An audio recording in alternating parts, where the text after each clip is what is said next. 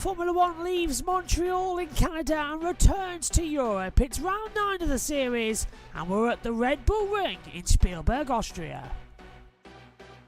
Max Verstappen has already dominated the first half of this series, but now we're into 4 races in the next 5 weeks. All starts here at the Austrian Grand Prix. Next weekend, the big one, the British Grand Prix at Silverstone for a week's break. Then we go to Hungary and Belgium to lead us into the summer. Then it's the Netherlands and Italy to round out the European season before Singapore, Japan, Qatar, United States, as well as Kota, Mexico, Brazil, Las Vegas, and then Abu Dhabi rounds out the 2023 F1 season. In the Drivers' Championship, Max Verstappen leads on 195 points. Sergio Perez is on 126. Fernando Alonso on 117. Lewis Hamilton, the last of those drivers, on 100. He's on 102. Then we get Carlos Sainz on 68. He's a few clear of George Russell, who's then 9 clear of Charles Leclerc. Lance Stroll is 8th. Esteban Ocon and Pierre Gasly round out the top 10. On the next page, it's Lando Norris 11th on 12 points. Alexander Albon, with a cracking performance in Austria, has now 7 points. He's in 12th ahead of Nico Hülkenberg. Oscar Piastri down in 14th. Bottas in 15th, improving to get a point last time out for the first time in a few races. He's now ahead of his teammate Zhou Guan Yu. Tsunoda, Magnussen, De Vries and Sargent. De Vries and Sargent with no points on the board round out the back. Red Bull absolutely dominate the Constructors' Championship, 321 points to Mercedes 167. That's 156 clear, almost double in front. Aston Martin in 3rd, they're ahead of Ferrari. Then we got Alpine ahead of McLaren, who big gap compared to last year. Alfa Romeo only have 9, Haas have 8, Williams on 7. They're now joining the fight for 7th place in the Constructors, but AlphaTauri now last on 2.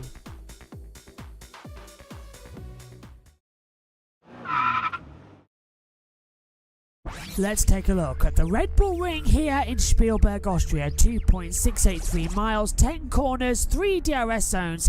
It's a short track race and Formula One fans and drivers absolutely love it. So attack the last 2 corners correctly as well. Get a good run out of Red Bull Mobile and up towards the first corner, Niki Lauda curve. This is going to be a maximum attack, uphill, a short little braking spot from maximum gear, down 2, flick the car in, control your exit, don't get too wide on the exit curve as well, otherwise you'll invalidate your lap time.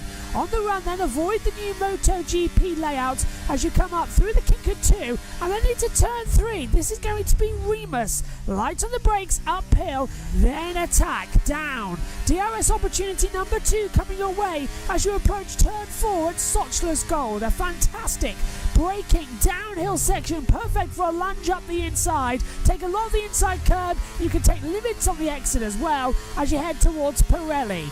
Then coming in to one of the most famous segments of all as well. It's remained the same across all variations of the track, the Vorts curve. Flick the car in for a double, then rise up the hill over the crest in towards Jochen Rindt at turn 9.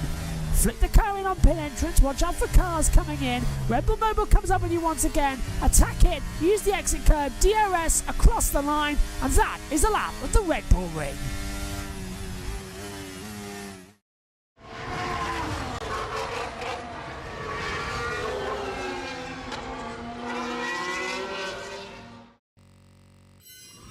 Hello everybody, good afternoon, good morning, wherever you are in the world, and welcome to the 2023 Austrian Grand Prix here in the Styrian Mountains. We are live on USRN.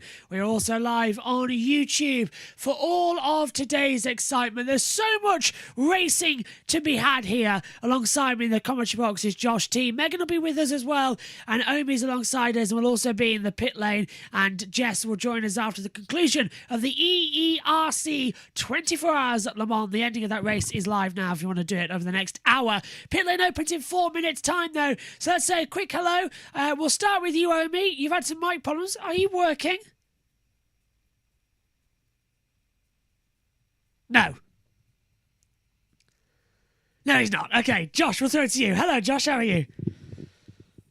Hello, and got a little fact for you, Josh. Well, kind of a fact. It just popped up on my Twitter feed because Twitter's actually working now. That's once. a change. 2023, we are 50% over already. Halfway through 2023. What, in terms of the actual year? Yes. Oh, okay. So so this is the halfway point of the year, but not the halfway point of the season. Not for the season, but for the actual year. That's not too bad at all, is it? Okay, I'll take that. Omi's hopefully going to get sorted soon. Maybe that's why his microphone's Omi is not doing working. Omi things. Yeah, his mic sort of... Oh, hello, I heard something. Omi, can you hear me? Hello. Well, we can hear you without a microphone connected. Hey. Yeah, we're hearing you in the background. It might be my camera's mic then.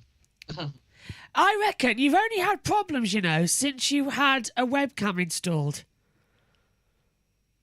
Hold up, because I started having it on the MotoGP weekend. Oh, that must be fine then. We'll figure it out. As it comes through. Let's have a listen. Dear Nat says, my God, I need glasses to read this one as well. Sorry, I need my glasses on. Let's go, Papayas. That's my guy, Josh T. See, there you are, look, with a good shirt on, McLaren. Dissimulate says, lol, the drivers didn't love during qualifying. All the teams deleted due to track limits. That is true. Track limits galore was this weekend. And good morning, everyone. Good morning to yourself as well. And Paul says, hello, peeps. Hello. Pit lane's going to open soon as well. We're just getting the driver tracker sorted as well on the side screen so that we can all enjoy the action. It's going to be a very interesting race weekend. There's so much tension in the air, believe it or not, as to what is going to happen and who could be A in the right, B in the wrong. As Omi will try and get his mic sorted. We've got 50 minutes or so until the lights go out, so it should all be okay. But Josh, yesterday's sprint race, it was pretty much a Verstappen domination. He won by over 25 seconds to the nearest car, which was his teammate Sergio Perez. I mean, there's just no stopping the guy in Formula One these days.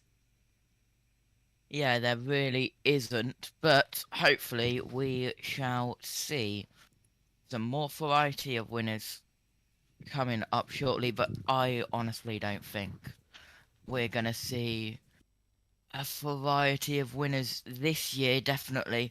Maybe, unfortunately, in the regulation changes, the major ones in 2026, so it might be like this until 2026. Don't say that. No, we don't want this until 2026. We don't want it to be like this until 2026. It won't be. It'll be fine. Okay, pit lane's underway shortly as well. Let's take a look at how they line up on the grid then for today's Grand Prix. It is Max Verstappen who has a pole position on row 1. Alongside him is Charles Leclerc. Row 2 sees Sainz alongside Norris. Row 3 is Hamilton and Stroll. Row 4, Alonso and Hulkenberg had a great qualifying. Row 5, Gasly and Albon as well, round out the top 10. Then it's row 6 for Russell and Ocon. Row 7, Piastri and Bottas. Row 8, Perez and Tsunoda. Row 9, Zhou and Sargent. And row 10 takes us to Magnussen and De Vries as well. The green light is moments away then here for the start procedure of the 2023 Austrian Grand Prix. Final thoughts. Omi, is your mic working now? Hello? Nothing. Maybe check Discord. We'll have time. Anyway, green light's on in 20 seconds time. Then it's time to turn up those engines and get ready. The atmosphere beginning to build up. Let's cross over then to the pit lane. It's Grand Prix Sunday. We all know what that means. There's only one place to be, and that's down in the pit lane. 50 minutes to go. The pit lane about to go green. Let's head down to Ted. To be entertained by some Grand Prix cars. And here we go. The first of 4 races in 5 weeks over this summer period. And this one is at the Red Bull Ring. So it's also Alpha Tauri's home race. And Nick de Vries leaving there with a much skinnier rear wing than the one he started this weekend from. And that means, because he's made that change, like Kevin Magnussen, he needs to start from the pit lane. So that's what's going on. So de Vries and Kevin Magnussen are going to have their overtaking trousers on today. But talking about Red Bull, the thinly covered veneer of friendship between Max Verstappen and Sergio Perez was well and truly shattered once again yesterday, putting each other off the track and putting each other wide. But today, Sergio Perez and Max Verstappen are kept apart by their grid positions. Max at the front, Sergio with a lowly grid position, 15th towards the back. But we'll see whether Sergio can come through the pack. Lewis Hamilton there, just going past us with a much better grid position than he had for the sprint race yesterday. 5th on the grid, but George Russell, his Mercedes teammate, is also going to have to do some overtaking from 11th. Here come the Ferraris. It's a crucial race for them. They're going to try and get on the podium and try and get the lead with either Carlos Sainz or Charles Leclerc. Charles Leclerc from the front row of the grid off the start. We're talking about the race strategy. 2 stops seems to be the quickest on paper. There is high tyre degradation around here, so the quickest way to run the race is start on the medium tyre, go to around lap 18. There is Max Verstappen. Let's see if he chooses to do a practice start at the end of the pit lane. He will do, but not in front of us. Go to around lap 18.24, put the hard tyre on. That gives you the option of going to the end if you think you can make it, and if not, you can stop again around lap 44 to 50 and then put a nice quick yellow medium tyre, just like that one that Sergio Perez has got on his car, and run to the end. If you want to try a one-stop, if you think you can get to lap 27, then you could possibly put a hard tyre on and go to the end. But David Croft, with tyre degradation and overtaking so easy around here in Austria, what about a nice cheeky undercut today? We shall see, or maybe Charles Leclerc, if he is going to win, will pass Max Verstappen 3 times on the road like he has done before. It's Verstappen and Leclerc on the front row here at the Red Bull Ring for the 3rd time in their history. And what has happened before, when Max has been on pole, Charles has won, and when Charles has been on pole, Max has won. But if Charles is to win today, he's going to have to do something that no other driver has done apart from the world champion since lap 47 in Miami, and that's actually lead a lap. Yes, Max Verstappen has been pretty much in control. 224 laps for this man and counting, not including yesterday's sprint, and he needs to lead the first 41 laps here to pass Ayrton Senna for the 2nd most consecutive laps led in F1 history.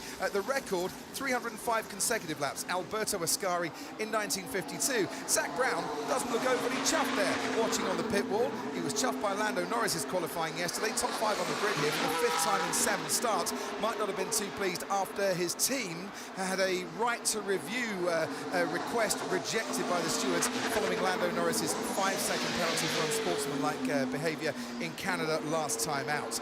For Ferrari today, 1 driver on the podium. It's 800 podiums for them in Formula 1.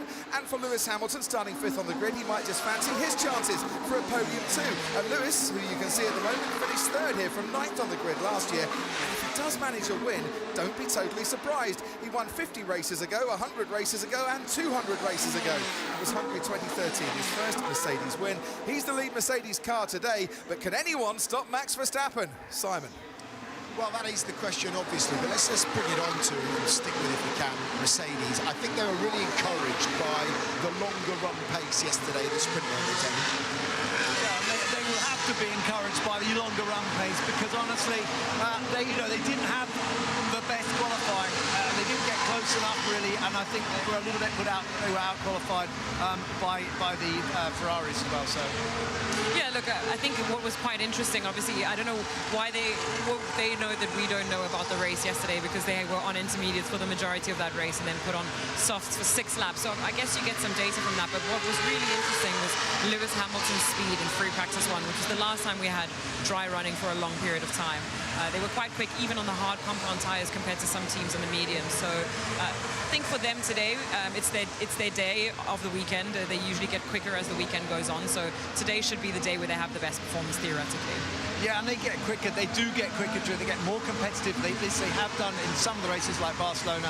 You know, they get better and better as other people are suffering more. So it's still all to play for. Strategy team made a great call yesterday. They pulled in George Russell actually pulled himself in as a combination of the two on lap 16. It was drying, he was the first in. DRS opened in lap 17. He managed to get a solitary point to his name, but when he joined us on the stage afterwards, I feel like he thinks, I mean, he mentioned it, didn't he? He said that he's not on a great run of form at the moment. He's been out-qualified by his teammate 4 times on the spin. What do you think is going wrong for him relatively at the moment? It is quite surprising because George has had really strong form in that Mercedes since he's been at the team. It's been quite impressive to see just how quickly he's gotten along with that car coming to the team for the first time last year. But it seems to be that at the same time that they've put these new updates on the car, for him the performance has gone backwards a little bit. And I don't know if that's a combination of that or if he's just not going through a great time with the car right now, but it leads to me to believe that the way that they're directing this car's performance seems to suit Lewis more than it does George. Well, we'll come on to that.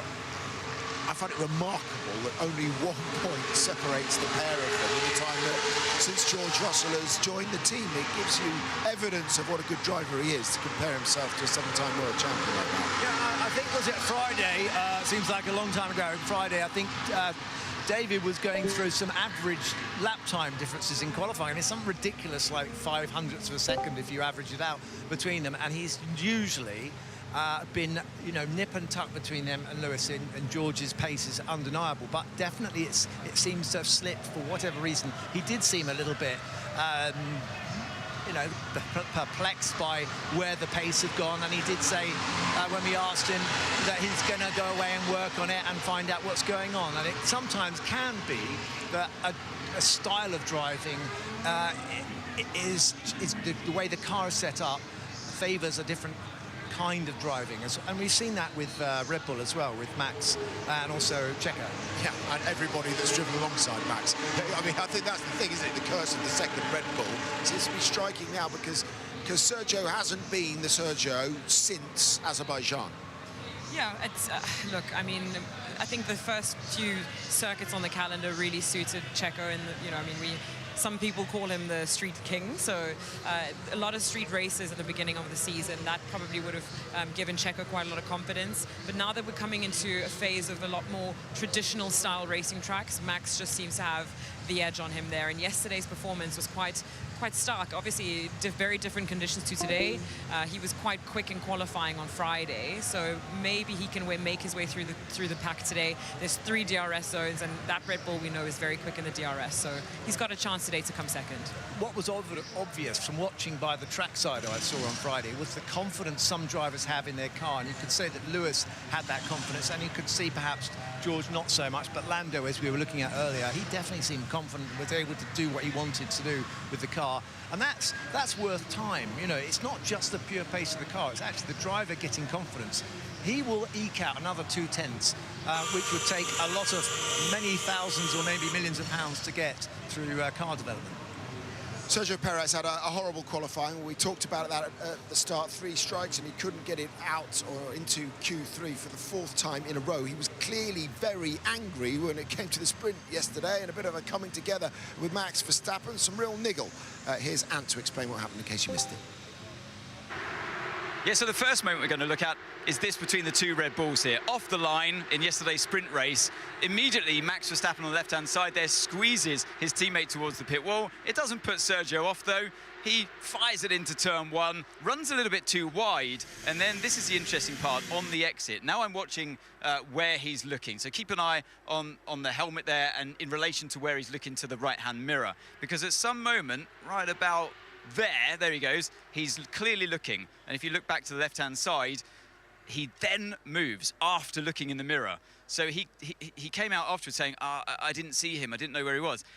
He did. He looked in the mirror, then moved afterwards. So he then squeezes his teammate onto the grass there momentarily, and I can see why Max had a few issues with that. Anyway, on the run down towards turn 3, It's now Max that's on the attack and locks up the rears. You can watch his steering wheel. So he turns in and then loses the rear once, then again, and then puts maximum steering angle on to make sure he can try and get round the corner. But from Perez's point of view, it just looks like he's ran him off the road. So that's what triggered Perez's argument on the radio, saying, why did he just run me out? My teammate, he ran me off the road. On the run down towards turn 4, however, I do think that Max kind of intentionally leaves his teammate hanging out there a little bit longer in delaying the turn-in into the corner, and that's what allowed Hülkenberg to slip through on the inside. So maybe Christian Horner and the Red Bull team would be quite thankful in many ways the two of them aren't starting anywhere near each other for today's race. But two drivers that are starting relatively close are these two old foes, Max Verstappen and this guy in front, Lewis Hamilton. This was in qualifying for the sprint yesterday. Lewis starting his lap, Max finishing his lap. Max feels like he was impeded there in the final corner, which I tend to agree he was, but then I think overreacts into turn 1 and yeah, waves his fist at Lewis and Max clearly impeding through turn 1. So, you know, definitely no love lost between those two there, and in many ways, you know, this is lucky that this didn't even get to the stewards' room, because I think if it was reviewed in the stewards' room, both drivers definitely would have been called up there. Oh, it was fascinating to watch both of those incidents as well. Let's go to the Red Bull. Start with the Red Bull one first. Did they both know, despite their denials, exactly what they were doing, do you think? I think I'm very impressed by Ant's analysis there. Maybe he should have a job in forensic science or something like that, because he's picked up on something which I don't think we noticed before, was the actual moment of deciding to move over by Sergio. And I think that maybe his defence is a little bit weak in saying he didn't see him, because it certainly looks like he must have known that Max was somewhere, and he suddenly looks in the mirror and then does make a move. But he gave him, well, not much room. Poor Max had to go a little bit on the grass. And I think that revved up Max a bit, and he basically decided to brake really late into turn 3, and that kind of nearly let everyone else through on the inside, and it would have had hearts and mouth on the pit wall, Red Bull. Toto Wolff called Max's outbraking Lewis into turn 1 a revenge foul. Can you understand that? I mean, it's quite clear that that's exactly what it was. You can see his frustration. From what we heard, apparently Max was saying that he didn't think that lap that he'd just completed, that he felt he was impeded by Lewis in, would have been enough to get him through. So he decided he wanted to start another lap, and that's why he impeded him in turn 1. So if we choose to believe that, my concern is on the exit of turn 1, on the run up to turn 2, he very clearly blocks him there as well, and I don't understand why he's done that. I mean, I get the frustration, you don't want to be impeded, but he knows just how hard they've been policing exactly that this season so far, and he had a lot to lose by doing that. So yeah, I mean, drivers sometimes really frustrated, helmets on, and they make silly decisions, but yeah, it's just unfortunate for Lewis, because for him it was not an intentional move from him. Of course he impeded Max by being there, but yeah, Max was clearly a lot more intentional about what he was doing. Well, the Red Bull drivers nowhere near each other today. Sergio Perez has got a lot of work to do from 15th. Max Verstappen on pole position once again. Fernando Alonso will start from 7th, actually behind his teammate for the first time this year, and George Russell from 11th. More in a couple of moments. Well, we certainly now hope that everything is all set up to go as we take a look at the current drivers and the Constructors' Championship. Max Verstappen on leading the way, of course. He's now on 203 points. Sergio Perez on 133. Alonso 121. Hamilton still on 102. They're the updated list as well. And look at that. TweetDeck not working once again. Let's give that a refresh to see if we've not reached our data limit just yet. Hey, Elon? I mean, come on. It's not like we've got anything important to do today. Oh, hang on a minute. It's a Formula 1 race. Maybe just give us a little bit of help in hand. Okay. Omi, is your mic working? Answer to that is no. Oh, look. We haven't got TweetDeck. Isn't that fun? Well, what a surprise that at least one of us was thinking quickly. There's the starting grid. I've managed to move it around now. We'll just do a little bit of a change. Okay, let's come up then. Josh T, you working still? Because Omi's got no mic. I am, yes, I am working. Fantastic. Hello. So, cars have gone to the grid then. Everyone looks to be okay. Fingers crossed it's going to be a good start.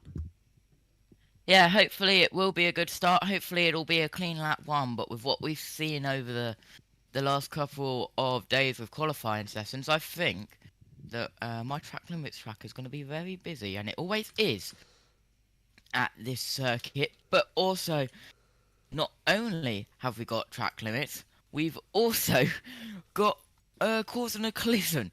There's been a lot of causing a collision over the support series, hasn't there, Josh? There has. A lot this of causing weekend. collisions. Hopefully, it doesn't move over to the main series. Now, I haven't seen the F3 and F2 feature race because I was... There was a drama. There was a lot of drama. It was very, very good racing in across F3 and F2 and Porsche Super Cup. Yep, let's just say I was asleep because I'm meant to be commentating non-stop until around 4 a.m. Why, are you in the NASCAR main race as well? I'm... maybe not. Typical. He gets you in. I haven't been invited. All right, no, that's fine. I think I'm gonna check with Matthew what I'm doing. Sounds good anyway. Coming over then, let's catch up with the chat. Adam says, hi friends, have a blessed day. You too, my friend. Hope you're okay. I'm very proud of you, Josh. You've just become my favourite commentator. That's you, Josh T, for wearing the McLaren shirt. I hope so. Anyway. Disseminate says, this kind of stinks. ESPN has the GP starting for another 51 minutes, but they're on now. And I know they're on now because I was able to find a link for a friend of mine who's in Dubai. So I've just sent it over with the ESPN stream. So they are on. And I believe... Never mind, I thought ESPN might be showing it in the US and now behind Europe. No, all good. It's Porsche, not Porsche. The Porsche Super Cup, the Porsche. Hey, it's Porsche as well. That's the Joe Tribbiani one, isn't it?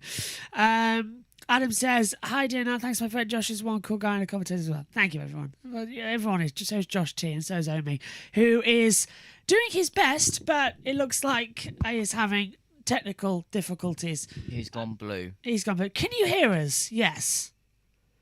Can you talk, Omi? No. No is the answer. Don't know, but my mic sounds like it's for fading as well. Do I sound okay at least? I can hear Omi, but it's very distant. I think it's his webcam. I can't even hear that. Did anyone else hear him?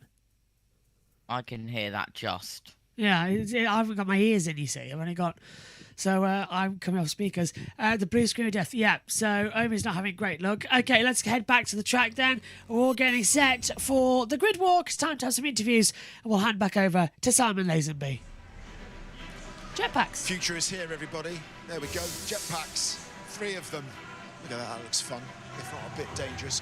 We've moved to the front of the grid near the safety car. We found a famous face in the form of Gordon Ramsay. Gordon, great to see you. You've been at a few this year. You've been here more often than we have. I know, I was just saying Naomi as well. Montreal, Louise back, but it's so nice to be here in Austria. What an amazing track, and also what an exciting race yesterday for a sprint, which is not normally that exciting. So yeah, it's great to see. But today's going to be a tough one. Yeah. What have you thought of the season so far? Season's been super exciting, and also so good to see Mercedes back. Papa Fernando is just up there again, teaching the young guys how to stay calm under immense pressure. So, yeah, exciting, really exciting. It's good to see you coming to so many races with your daughter Holly as well. So you've got the whole family involved in the Formula One love now. But who are you guys supporting? You and Holly, actually. Oh, it's a tough one. I mean, I'm not saying it's a foregone conclusion with Max running away with it, but, God, it's, Red Bull are dominating right now. So everyone's playing catch-up and thinking about next season, but we're not even halfway through yet. So I think Red Bull, fingers crossed, it's theirs today to lose. Sounds like you're busy as well. Pundit for us, maybe, Maybe our next pundit here. You could cook for us as well whilst we're watching the race, if that's all right. Can you imagine talking, commentary, live cooking as well at the same time? We need you for the cooking. On a scale of 1 to 10, how good are you in the kitchen, all jokes apart? About a 3.5. 3, and please? 1. Maybe a 4. 1. Cheese on toast. That's not even 5 out of 10 between you, so we need you. We've got no chance. We've got for some lessons. Great to see you as Likewise, always. thank you so Thanks very much. Take care. Appreciate it, John. Let's hear from the pole sitter, Max Verstappen, talking to Rachel.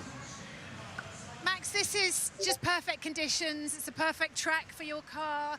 The car seems to be driving brilliantly. You're driving it brilliantly. What's going to stop you today? I don't know. I mean, still need to have a good start again. It's still a bit, I think, unsure for everyone how the tires are going to hold up, like all the compounds. So there's still quite a few things that we don't really know, but I guess that's also nice in a way. And we'll find out throughout the race. But normally, we of course should have a quick car in the race. Is there anything from yesterday's start that you've learned that you're going to do differently maybe today? No, in the wet you start completely different. So normally you don't really learn a lot for the dry, but. I just mean turn one though. That's all, the first lap. Ah, well, that was not in my control, so we'll see. All right, thanks, Max. Go well.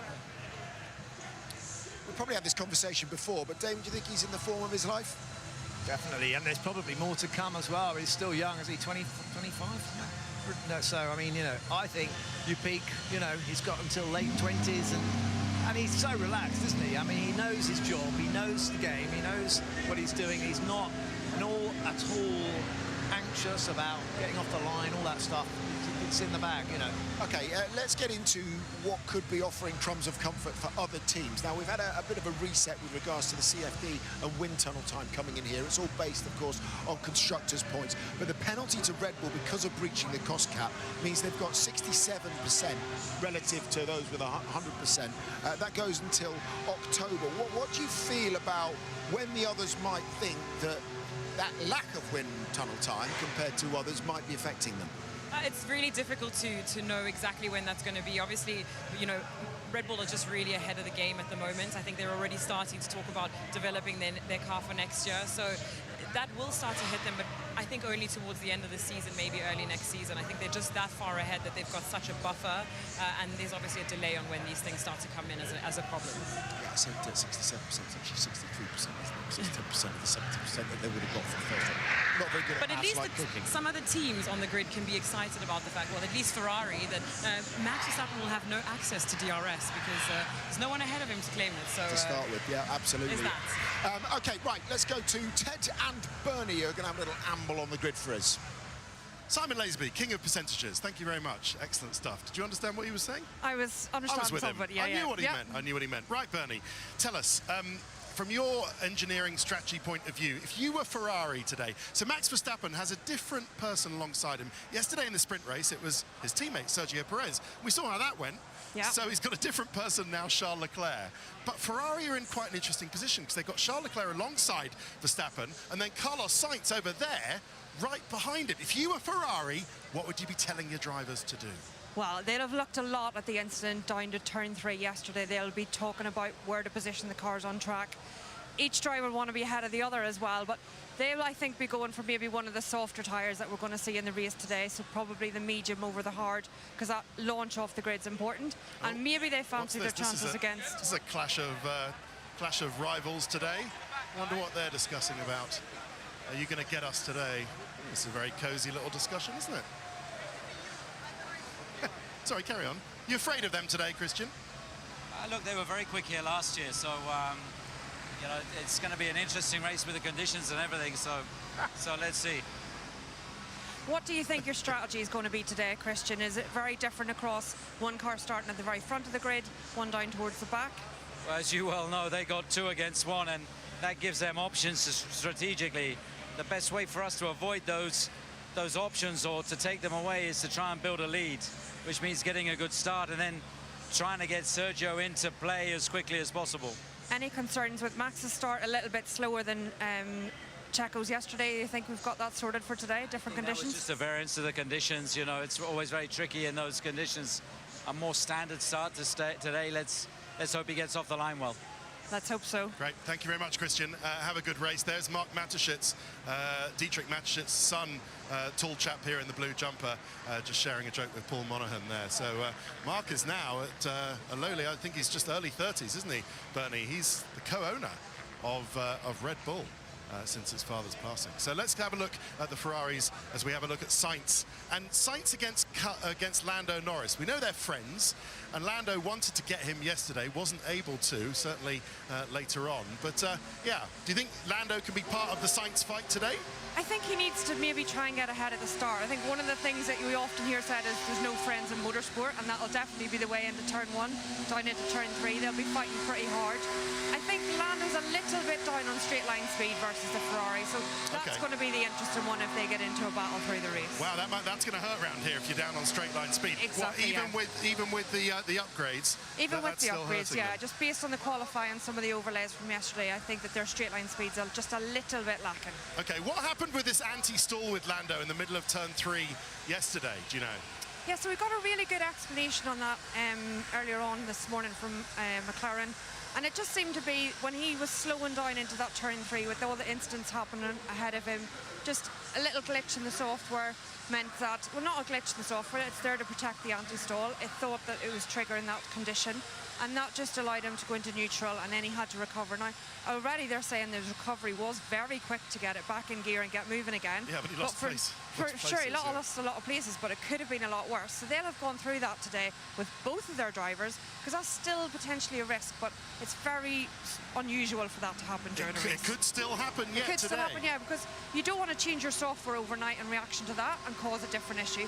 And the cars are in park firmly, so let's hope they'll have gone through what they can do to mitigate it for sure. Okay, Lewis Hamilton will want to show, despite yesterday, which was just sort of disaster recovery after their bad sprint qualifying, that this Mercedes has race pace today. Yeah. We might not know it from the limited running we've had, but we believe, do we, that this Mercedes has good race pace? Yeah, and the Mercedes have been strong in the races so far, so I definitely think that he can have a very strong performance from there. It's going to be very interesting how much this front pack, it's very tight in this front pack, the Ferraris, Aston Martins, can they stay together and what sort of fight are they going to show us? Okay, I want one last thought about Fernando Alonso, because try and rack your brains and think of all the success that Fernando Alonso has had around Austria. Actually, it's somewhat of a bogey circuit. He hasn't had much success. It's the one race win, I believe, that's eluded him over the years. It's really interesting. It looks very calm now around this car, but when we walked by earlier, Ted, there was a lot of engineer discussion with Fernando at the side bench, and to me it looked like someone's come up with a bright idea and they're just trying to figure out how they can make it work. Well, like what? Like a change of start tyre, or some discussion about how they're going to manage the tyres in the first stint. But there was a lot of discussion around the side with the engineers and Fernando that you don't normally want to see at this time. It didn't look like an issue, but it looked like some curveballs being thrown. So good luck to Pete on the pit wall there, because I'm sure someone's coming back with some bright idea that he doesn't want to hear. Your successor, Pete on the pit wall. Okay, I think he's got something coming. Okay, well, let's see what happens. Rachel, what's the news from Mercedes? A little chat there, Toto. Is that Ferrari and Mercedes trying to work out how on earth we can challenge Red Bull for the rest of this season? No, we talked about more the global situation of Formula One, and he was very happy about his Le Mans victory, which was deserved. Yeah, just a global picture. Your two today, starting 5th and 11th. What have you seen that makes you feel positive about this race and that they can move forward? I think 5th is an encouraging position. We shall see how Ferrari's pace is, and the McLaren, and it was interesting to, this is a progression slope that we are on, so we're taking one step at a time. Difficult to read the long run pace from Friday because we only had that hour's running and no one really feels like they're on top of it. So do you have any idea where you are in that mix right now? Have you got the edge on Ferrari? I think we were pretty equal to Ferrari, but it was a bit warmer, so we don't really know is the truth. All right, go well. Thanks very much. Thank you. Well, that is the question. Will the Ferraris chew their tyres up today? Degradation has been the issue for them all season, Naomi. It has. Look, that's really been the Achilles heel for them. One lap pace has actually been pretty decent. I mean, remember Baku, for example, Charles was on pole for every session, the sprint race as well as the Grand Prix. So that car does have pace in it when it's just a shorter runs. But when it comes to race day, they really don't seem to be able to maintain the life of their tyres. And that's not necessarily just pure deg, but it also seems to be strategic decisions as they're making in terms of making their lives harder for themselves and the traffic that they're putting themselves in. So something for them to watch, but clearly they've come here with updates to their front wing, to the floor edge. That can all influence their performance in that sense. Also, they don't have to tell us every single detail of what they've changed, only what we can see. So there may be more in there, and I think we should keep our eyes peeled today because potentially this could be the turning point for Ferrari. Well, that's what Carlos, he said as much yesterday, didn't he, in the press conference? Yeah, I think this could be a big test of whether or not they've got false confidence and false hopes, or whether there's something genuine step forward, and we'll find out in a moment. We're going to find out 20 laps, 30 laps into this race, we're going to know whether Ferrari can look after their tyres and keep their pace, and then Mercedes will have more trouble getting past them. Yeah, that's going to be one of the things to keep an eye on today, because if Ferrari are back, that is good news for everybody watching this sport. Let's go to the Sky Pad. Ant is there to talk about starts here in Austria. So yesterday's sprint race being a wet start, I thought it's better to re-look at last year's start from the dry conditions. And once again, it was Max Verstappen at the front of the field, heading them towards turn one. But a fast-starting George Russell put pressure on the Ferrari of Carlos Sainz and actually squeezes him out of road there. Carlos deciding just to go over that yellow curb and carry on at full racing speed to rejoin the circuit. It's one of those unique features of this place I don't necessarily agree with, but Carlos there taking the advantage of the track design. Perez comes around the outside of Russell, and the two of them start fighting it out down towards turn four. Russell slips into the slipstream of the Ferrari. Now, this is an interesting one because Perez actually ends up going around the outside of Russell in four, and the two cars make contact right there. Russell just running out, letting the car understeer. Perez spins out across the gravel, keeps it going, but Russell actually received a 5-second penalty for that one. As the rule states, you have to have a significant part of your car alongside if you're the overtaker round the outside, which Perez was. So it was Russell that got the penalty that time. Here's what it looked like from on board. So Perez braking on the racing line, turns in quite aggressively, but leaves the car's width on the inside. And unfortunately, you know, that was an easy decision, I'd say, for the stewards that particular occasion. And it wasn't unique to that year. Back in 2020, a very similar thing happened with Lewis Hamilton and Alex Albon. Albon out of the race into the gravel trap as well on the exit that time. So, you know, it is a common thing that we see in turn four, and something maybe we need to keep an eye on later today. Gustav and in the commentary box alongside David Croft and Bernie Collins today. There we go, these are the guys just waiting. We're going to have a minute silence in a few moments' time because of the tragic death of Danilo van 't Hoff yesterday in Spa. They're waiting the moment. Let's just, if we could, we talk about it so often on air, the elevation changes here, but until you come here and witness it for yourself, you really... That run up to turn one and then all the way up the hill to turn three, it's something like 70 metres change in elevation. How did that affect you as a driver when it's such an up and down circuit like this? Well, oddly enough, it doesn't seem to be quite so steep when you're in a car. I went and walked it, as I said, on Friday, and I just couldn't believe, I was reminding myself how steep it was up to turn three. And it really is amazing. But it adds to the way the car behaves. You know, if you've got a rise before your braking zone, it's actually helping you stop. So the braking zones are even shorter, except for turn four, as we were just talking, where the road drops away. And of course, that makes, perhaps that's a factor in why that's always a danger zone for overtaking here at the circuit. Cargo's like getting a lot of understeer, certainly out that last corner. We see that as they come downhill and get into the main straight. Lance Stroll has out-qualified Fernando Alonso for only the second time this season. He's with Rachel. Lance, you had a fantastic start yesterday and you raced well. Today, what's possible? Yeah, it's going to be a long race. I think degradation is going to be a big factor. It's starting to warm up, so yeah, see how we go. He's shown some form this weekend. He needed to do so. When you're up against someone as powerful as Fernando Alonso, it's a good judge of where you're at as a driver, and he's met his match this weekend. He has. Look, a track like this, I remember it being one of those tracks where the gaps are much smaller because of the fact that actually there's only 7 corners to make a difference. So it is normal that the two of them are closer on this track. And I think Fernando is also being very supportive of Lance. I think we've seen it on a couple of occasions now that he's not put too much pressure on him. And I think the two of them I'm finding a very interesting duo to watch together. It's like the master looking after, his students. And yesterday there wasn't much for them to gain. It was just putting the team in priority there. I quite enjoyed it yesterday because there are going to battle each other. Lance came over the radio and said, hey, let's not waste any time fighting here. Tell Fernando that. Didn't quite get the message, did he? Yeah, it's a very intriguing combination, that too. And, you know, he's done a good job, actually.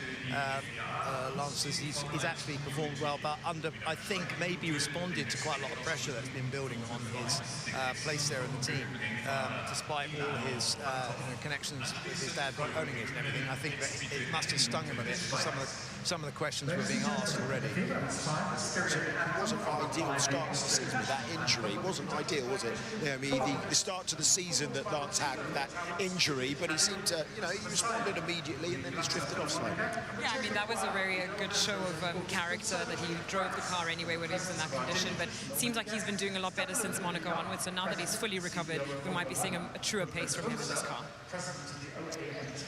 Okay, the drivers have gathered at the front of the grid now. As I mentioned, we had some tragic news yesterday. Just 18 years of age, Danilo van 't Hoff was killed in an accident in Spa just 5 years on, or 4 years on, from 2019, since we lost Antoine Hubert. We'll have a minute's silence here before the anthem.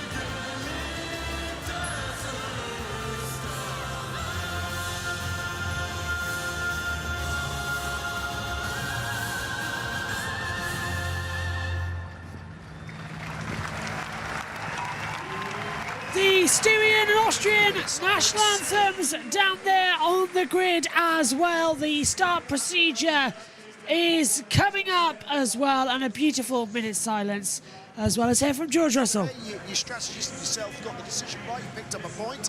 What can you achieve today, though, after qualifying in 11th today? Yeah, looking forward to it. I don't know what the conditions are going to do. You feel it here when the clouds disappear. It gets really hot really quickly, so you're just got to be alive to a situation. You need to try and get past those slower cars as soon as possible and make some hay. You got some running in FP1, but also some yesterday in the race. 8 laps on those dry weather tyres. What's it looking like today in terms of deck for you guys and race pace? I think it's going to be close between the 1 and the 2, so we're trying to do something different and make the most. So I'm going to have to go. I'm sorry. You've got a race to do. We get it. That's the thing today. We've got to get a mixture, aren't we, of strategies, which, when we do get that mixture between the 1 and 2, perhaps a mixture between the hard, medium and the hard, medium, hard. People out of position definitely going to look at different strategies. So I'm very interested to see what happens when they take the wraps off in a moment. But yeah, I don't blame George. To be honest, I was going to ask him how do you cope with people asking all these questions just before you get in the car. But I know myself. You've done it before. You're a master of that. Let's go to Pierre Gasly with 10. Hi Pierre, how are you feeling about today's race? Alpine have always gone really well around here. They were 5th here last year, so they know how to get some points around here. Yeah, I'm confident. We had a good pace in quali. Managed to. It's extremely close in that area with the Aston, with Hülkenberg.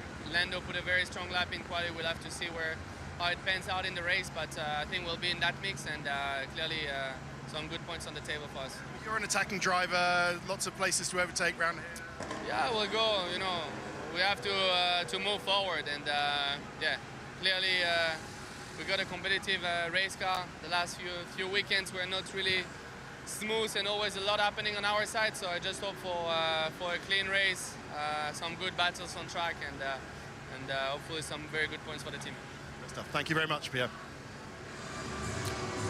Damon, this is the scene of Ferrari's last victory. Can they take the win here today? I don't think it's impossible, but we shall see. I mean, I think that Max was so dominant in the wet yesterday, but he didn't really have. It was other circumstances meant that no one could get close to him. But it's a dry race. All things being equal, you never know. He might be under a little bit more pressure than normal. I mean, look, half a tenth splitting Leclerc and Max in the qualifying session. So in terms of pace, they have it.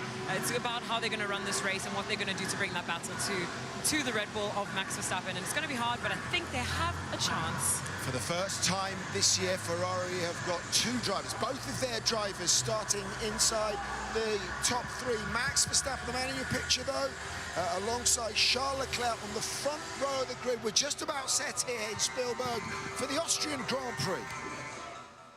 Certainly the tensions are all the way around as well. Let's come back up to the team for one more time. Omi's there as well. He can just about hear us. Jess will be joining us soon after lights out. Omi, I'd love to say, who's going to win the race? Red Bull, Ferrari? Just shout. Ferrari. Oh, we can actually hear you. That's brilliant. Hello. Are you looking forward to today's race then? You can probably hear me because I think it's my phone that's being used. Yes, we can hear you. We can hear you. Hello. Yeah, I think it's Windows 11 just being terrible. So I get that. Because I also tested my other mic. I have another headset here. I also tested that, and obviously I've tested. So also there's a chance that my lip mic isn't broken. It just seems to be Windows 11 because they're all just. Yeah. You know. After the race, we'll go through it together. Yeah. Okay, Josh T, who's going to win the race? Ferrari, Red Bull, Mercedes, Aston Martin, Alpine, McLaren, Lando Norris. Who's going to take it? There's so many possibilities of this race, but if Red Bull do it, then Red Bull do it. If someone else does it, great. They knock Red Bull off the top of the podium at their home race. Risk of rain is 30%, we're being told as well. I must say thanks to Josh T for doing the TV pictures because we're just trying to calm the laptop down. It needs a software update as well, so that's why everything's been bugging out the last 2 weeks. I've just found out, and the main PC as well. So Josh T's very much on backup control here today. The systems seem to be failing everywhere, but we're almost all set to go then for the Austrian Grand Prix. just a reminder, if you're listening to us live on USRN, coming up later on today, myself, Josh and Jess will also be commentating on the IndyCar race at Mid-Ohio. Don't know if Omi's joining us for that one. You're welcome to, mate, if you get Mike's fixed at that point. Later on USRN as... Go on. I'll probably be in the pits. Sounds good then. So the same team, minus Megan. We'll also be taking you through the IndyCar race as well later on at Mid-Ohio. And then double bill Xfinity race is underway as well for NASCAR on the Chicago Street Circuit. And also joining will be the main Cup Series race for the first ever time on a street course. So that's going to be a lot of fun. Here on JV Motorsport, you can stay with us for the watch-along coverage of the Grand Prix. The live timing feed is about to come on. You can also join us for all our coverage from IndyCar at Road America later on today. It's going to be a very busy day of running. So then, who is going to win the Austrian Grand Prix? We're about to find out. We can hear you. Hello. On my mic? On my headset? Yes. Okay. Bit That's laggy on because the I'm connected pictures, to but phone, so it's an issue with Windows. Yeah, it's an issue with my PC then, not my headsets. Yep, well, your camera's a bit laggy, but we'll deal with it because you'll be in the pit lane soon, so that'll be fine. Okay, up in the box then, joining us soon will be Jess. Megan will be here also. Myself, Josh T in the comms box. Omi was in the box and we'll send it down to pit lane, get all social media'd out. The Austrian Grand Prix has been known as the Österreich Ring, the Red Bull Ring, and now, of course, back when it was A1 Ring, we saw Ferrari have that controversial moment back in 2002. But this is always a great race. We've seen legendary finishes here across the line, but who will take victory? 71 laps. Here it comes, the Austrian Grand Prix.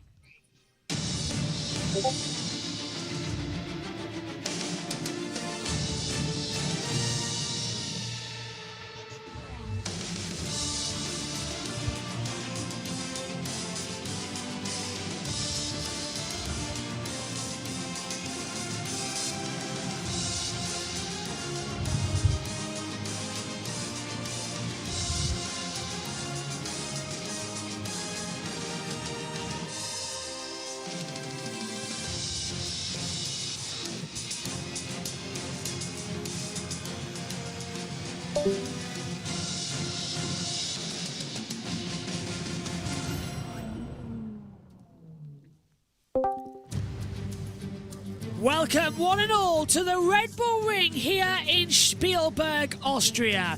This amazing track has been both on and off the F1 calendar since the 1960s. In that one image, if you're watching along with us as well, you can see two Austrian Grand Prix circuits. It all began here on an airport where we went up one side of the runway and then went up the other one as well. And then how about when we went around the Österreich Ring as well? The old circuit you can just see wound down into the trees. And then in 1997 it was cut back to 2.683 miles, which it is today. The Red Bull Ring is over 201 mile per hour of ultimate speed. 10 corners. Realistically, you're only turning into about 5 or 6 of them. Back at turn 1 though, the Niki Lauda curve, Maldonado versus Max Verstappen, both when they were hotheads. Maldonado has at least developed a little bit. Max, not so much after yesterday. How about Magnussen's defence last year? 6 abreast became 5 as we came into Remus at turn 3. Magnussen holding back everybody, making him seem like he was Noah parting the Red Sea. And how about turn 6? Norris versus Hamilton. Norris slipping up the inside in 2021 at the Styrian Grand Prix gave the Dutch fans something to cheer about. The tyre compounds here this weekend. Pirelli bringing the white hard C3, the yellow medium C4, the red soft C5 as well. With 30% chance of rain, so we might need the green intermediate and blue wet weather tyres. Let's take a look at how they line up then on the starting grid for the 2023 Austrian Grand Prix. From the back in the pit lane is Kevin Magnussen having rear ring beam changes. Nick de Vries the same. So it's Logan Sargent starting 18th on the grid. It's 17th for Zhou Guanyu. 16th for Yuki Tsunoda. Sergio Perez, another disappointing qualifying. He starts in 15th. Alongside him, 14th for Valtteri Bottas. 13th on the grid, though, for Oscar Piastri. What can he do here today? 12th for Esteban Ocon. George Russell out in Q2. That was Friday's main headline, down in 11th position. Alexander Albon goes into P10 once again. A big cheer I just heard as well, with Pierre Gasly in P9. Nico Hülkenberg starts 8th. Fernando Alonso on Friday after just 1 hour of practice can only manage 7th place. He's only been off the podium once this year. Lance Stroll starts 6th. Lewis Hamilton 5th on the grid as well. The W14 says it's working for him. Lando Norris is 4th on the grid, keeping up with his sprint place 3rd. Today, Carlos Sainz lines up 3rd. Front row of the grid though, who else but Charles Leclerc and Max Verstappen, who's had numerous battles here over the years. Megan Birch has made her way up to the commentary box as well, I must say. Very nicely done. Your timing, you're just getting better and better. Hello, welcome to Austria. You getting ready for this one? Yeah, and I thought because of how many tissues we needed yesterday, get some. Yes, I've got them in my pockets now as well. Everything's laid down in the commentary box. I was a bit late because I thought I had a little bit of time. I may also clean my teeth. I was going to do it after the race, so I woke up a bit late and I was literally just mesmerised by watching episodes of House. So. Okay. House. Yeah. Love House. It's hard not to get too enthralled in every single episode. It is indeed, as they come through. Omi's with us as well. He can just about hear us with his phone connections, hopefully. Josh T's with us as well, up in the box. Josh, good afternoon. We talked about it just before we came back on air. Tensions are up. Can Verstappen take another win and take 42 victories? And he's second of the weekend, and his 5th race in a row. He can, but also in Austria, many other drivers can as well. We're getting ready for the start of the formation lap. All of the team members vacate to the side of the grid. Everybody started on medium tyres except Alonso, Bottas and Magnussen, who are all on the hard tyres, so nobody started on the soft tyres, which is expected. And Hülkenberg is starting on the medium compound as well as the formation lap begins. Lando's a bit slow away. That'll turn up to Stroll and Hamilton too. Hello, Omi. We can hear you. We can see you. It's all working well. How are you? Looking forward to this one. You've got your Ferrari shirt on. They're 2-3 on the grid. It's like a dream. Hello, and also, guess what? I am now on PC, so I was Windows 11 having an absolute mare. So I am now back on PC, and yeah, it was announced earlier that the Austrian Grand Prix will remain on the calendar till You're very loud. Here. You're incredibly loud. It's like your microphone's on like a million as well. You might have to adjust that if you can. Yeah. So yeah, as we come through, Megan, talk us through the strategies. That's a good start. Right, so 2 stops starting on medium. Okay, it just wants to disappear. I'm sure it will appear somewhere. Well, hang on, I'll get a tweet up where you can read it through if I'm quick enough before the session starts as well. As Obi just gets his cameras ready. We're on the formation lap. All on board, just press red as well. So how quickly can I type in Pirelli Motorsports? It's in comms chat. Got it. I can never really remember it. Right, here you are, Megan. Here's your strategies. Remember, yellow is medium, white is hard. I know. Okay, go on. Right, so 2 stopper on mediums going lap 18 to 24 on mediums going on to hards, which will be until lap 44 to 50, going back onto mediums until the end of the race. Another second stopper, changing up, need difference. Starting on mediums, lap 15 to 21, going on to hards, which is lap 40 to 46, and then going on to hards again until the end of the race. And then for a 1 stopper, we have starting on mediums, lap 27 to 33. Not very long, to be honest. No, it's not, is it? It's not a very long pit window till the end of a race. You're not going to get a lot of 1 stoppers, I don't think. It's not, Omi, is it? Can Ferrari win? Hopefully. Also, is this final a bit lower? That's fine. We can hear you. All good now. Also, Okay, I brilliant. think Alonso and Magnussen are going to have to use different pit stop strategies because they are not starting on mediums. No, they're not. They're on the hard compound tyre as well as Bottas as well. But Magnussen starts in the pit lane, as does De Vries. They're all coming up to the grid then. Jess Ball will join us in the commentary box. Megan's giving us our update. It's going to be partially sunny, but with some storms. 24 degrees, 52% chance of rain and lightning in the air. Yeah, I see lightning. That's not good. That means red flag immediately if there's lightning anywhere near the circuit. Yeah, so we'll keep an eye out. The field lining up then. Which is kind of strange since cars are... If these were like cars completely covered, it'd be like Faraday cages, so... The hills are alive! 20 V6 turbocharged engines! Rev up to the maximum! action in Austria. Great start from Max Verstappen, but Charles Leclerc's going to get a great launch from second. He'll filter in round the outside. Lando Norris has been swamped by Lewis Hamilton. Fernando Alonso has to back out because he's going to get through on his teammate Lance Stroll, who has a terrible start. Off goes Sergio Perez, off goes Valtteri Bottas further back. Alonso now closing in behind Lando Norris as Leclerc closing on Verstappen and tries to go around the outside. Leclerc's going to run it wide. Is it all going to get through? No, got a yellow flag in the first sector. It's gone green now. Lando Norris keeps ahead of Fernando Alonso as we head down to turn 3 and Sochi's gold. Verstappen leads, Leclerc, Sainz, Hamilton, Norris, the top 5. Alonso to 6. Leclerc's trying to go around the outside of Max Verstappen. Has it worked out? No, it's one of the AlphaTauris off in the gravel. It's Yuki Tsunoda. Tsunoda's off in the gravel down at Sochi's gold. Can he keep it out of it? We'll hope so. Carlos Sainz is looking at the outside of Charles Leclerc, who nearly touches the grass. Got it going again. Yeah, track surface is slippery in sector 2. We'll keep an eye on that. But a perfect getaway, Megan, from the top 2. Yellow's out again. We've got back to green flag. No, we've got a safety car. Safety car's deployed. Has he got damage or something? I'm not sure. He must have bought something onto the track, maybe. Safety car. So full safety car has now been deployed at the end of the opening lap. So, yeah, it is full safety car with Verstappen leading, Leclerc, Sainz, Hamilton.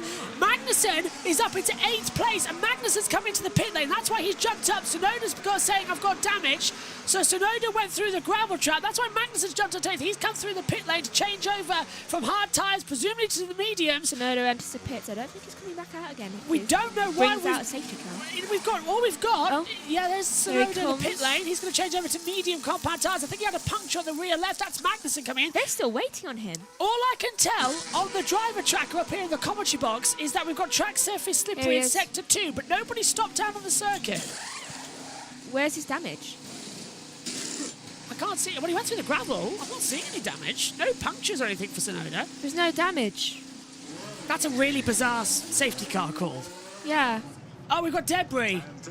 Where did that come from? Don't know. Oh, there might be some debris in turn 1. Might be debris in turn 1. With a suspected engine. That must be Perez. He went off the track, so it's Perez. Yeah, Perez got debris. Magnussen. Because why did he need to pit so early? Safety car through the pit lane. Tsunoda wasn't there. No. He went through the gravel. So there's nobody with wing damage. That looks like it's underfloor damage on the floor of someone, because no one's lost a win. Yeah, though I still don't understand what Tsunoda meant. Piastri dropped 2 places. Bottas has dropped 3. Stroll. Now remember, Stroll, he has lost down a lot of positions. Safety car through the pit lane. Stroll's down into 8th place. So everyone's now going to register as completed a pit stop when they haven't. That's going to get confusing. But Stroll had do you remember coming out of turn 1, he bogged down. It's like that's why Alonso went right round the outside of him. Further down at the back, there was loads of people going off, or 2. Right, let's take a look at it. So here's the 5th light, and away we go. You keep front, I'll keep back. Great start from Verstappen. He cuts across from Leclerc. Leclerc goes, okay, I'll go around the outside. Lando immediately gets swamped. Now look at Stroll. Stroll's going to go on the inside of Lando, and look at him. There's Hulkenberg. Found it. There. It's coming back on. It was Perez. Yeah, it was Perez. It was Perez and Piastri, I think. Yeah, and that's his Bottas. And Bottas. He started 17th, still is 17th. Now what's he done into turn 1? Now look at the front wing. There's Piastri just on the outside of him. There. So it's Tsunoda's front wing on the exit end plate that's damaged. That's why we couldn't see any of it. So it was all 4 of them. Yeah, Bottas went over. So here it is. Look at the front right end plate of this is Tsunoda. Yeah, he tags the back of Gasly, and then that flies. Safety car in this lap. Cheers, Amy. So that flows into the back of everything else. Because Perez decided to try and move around the outside, it means that everyone else was too bushed up that they couldn't move to the outside to try and prevent that. Yeah. Well, Josh, team, what did you make of the start? Then we'll throw it to Amy. What did you make of that opening lap? It was very carbon fibery. Yeah. Nice. Amy, what about you? Verstappen defending. Oh, Tsunoda, and this is what happened. He went too fast into the corner, so he basically had to he had to lock up and go offline a tiny bit to avoid hitting the car's head. So but I'm hoping that Leclerc can challenge Verstappen on this restart here. We'll find out. Verstappen likes to take them up to the line, remember?